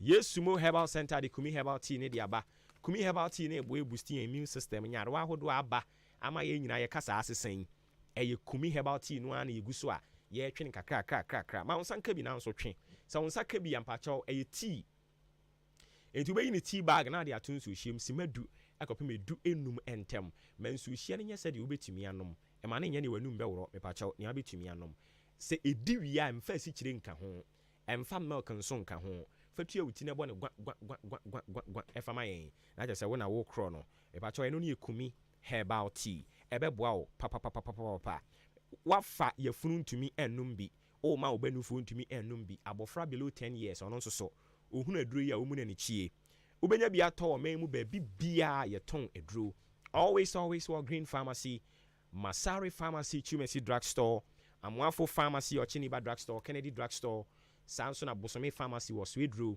Wafa Yao Drugstore, Ewa Chianse, Yemfred Dr. Paul Kumiminta 0248 716402 0248716402 0503 785656 0503 fresh our numbers yi na Dr. Paul Kumiminta onye wo so ensa no adwuma de ye ensa no adwuma ye papa ensa no adwuma nso ebetumi aboa wo ne de eno na yeguso aye kyerɛkyerɛ na Nations Builders Ventures Entrepreneurship seminar kankyerɛ sɛ ɔde da baako de asi hɔ no mu a ɔde yɛ training seminar brown sugar ɔbɛkyerɛw sɛ de yɛ no multi TV installation ɔbɛkyerɛw sɛ de yɛ yɛn enwa ɛwɔ liquid soap body spray biofield digester banana yogurt afei weedicide ɛna sɛ de yɛ burudo ɔde da baako de asi hɔ no mu akyerɛw wei no mu nyinaa umpɛ wei na ɛdɛn na wopɛ Methodist Conference Center Chimsu Edro na dwumadie bɛkɔ so memene da a edi yen enemy 2nd March fa ho jim bi beto forms no 100 Ghana cedis training fee near 250 Ghana cedis okabo mu a 350 Ghana cedis so de kwakope saa nimdie enyina e ba chobra befa forms no Ahenkan FM anase Bosome FM 0248 786555 0248786555 and a 0577 216809 0577 216809 Fresa number Sina Nations Builders Ventures Entrepreneurship. Woman in Komusan said we train you to become professional. Afrakuma Community Hospital near the Patwo Nafi Yede Marchini DSC near Sanko second phase. Hey, Dio. Afrakuma Community Hospital Semin Kancho say umpomu dodo wahu odisi ebia kopiemu on kran nimpomu dodo no or pe baby okakosa no ho yade a e pa choya na de wani akire mu Afrakuma Community Hospital or Amasaman Olympic Stadium Kwantempone so eno no Oga West Municipality fa obane koho fa odihye ne koho opinfo no fa ne koho OPD Labor Ward Theater wo ho sanso so ena lab facility no so wo ho eno achi nso so children's ward no wo ho no mu aye one more friend ho ebre wo won ho adaje pa enti wo pe ayaresa bia bi won kran ne potem akosan ho yade de amedofo amanenya Afrakuma Community Hospital eno na ebe your first choice 24/7 ye adwuma na ade ba kwa ma ye danso se wonim dada me kan ye nyina ya so mu aye ka etwo twofu henia no se enu bi na etete wo a odi ane se odi wani ba kire mu Afrakuma Community Hospital maka kire se eho ne de etwo no se etesen kura no aye bedwo no etesen case ne tesen se ye case 10 case 2 case 3 case 4 case 20 ono no so ye etwo mu wurampim asi edu kura no a duru ho no mo edija kokko beka no ye bedwo ne fo ama mframa papa yi ebi afa nantem entwe ma ade hye ni ngu ama mo penti dan ho enkoto na ntwi nkobɔ dan ho enkotwitwa ntoma epa chew otiasie yi yenhwɛ moa no ne yenyi ne twu no na mframa papa ne bi mfa ne nantem 0597 005963 0597005963 obefresh our number yi na yaje wo so last batch of messages no ye kinkan na fe yabasuna no ɛho enkomo ɛso abrɛ bɛdane ɛho abasisi a Hailey Selassie patriotic voices go so or say new wind of change blow and unti the new leadership ba and is wadi hunu papa better economic policies and a massive developmental projects and what say ba na why no dey ba Dr. Alhaji Mahamadu Bawumia on the NPP and wamode say ni swadi hunu fufuri de ba Ibrahim Gariba Kenya and so ewo Oyoko Koforidua or say #Sona 2024 building Ghana together moving Ghana forward Nana and Bawumia equal to development ne di odi aba no yedase enti yede ma che no ene de ne di besi na afei yadane ho aba ne the special coverage and on ye State of the Nation address so mampani Akufo-Addo na odi animu akɔkenkan na wakyerɛ Ghana bobre sɛdeɛ esi ɛteɛ ma memfa ma akyiri mu aseda ɛnkɔmfa ma boafoɔ odi Ahenkan kwa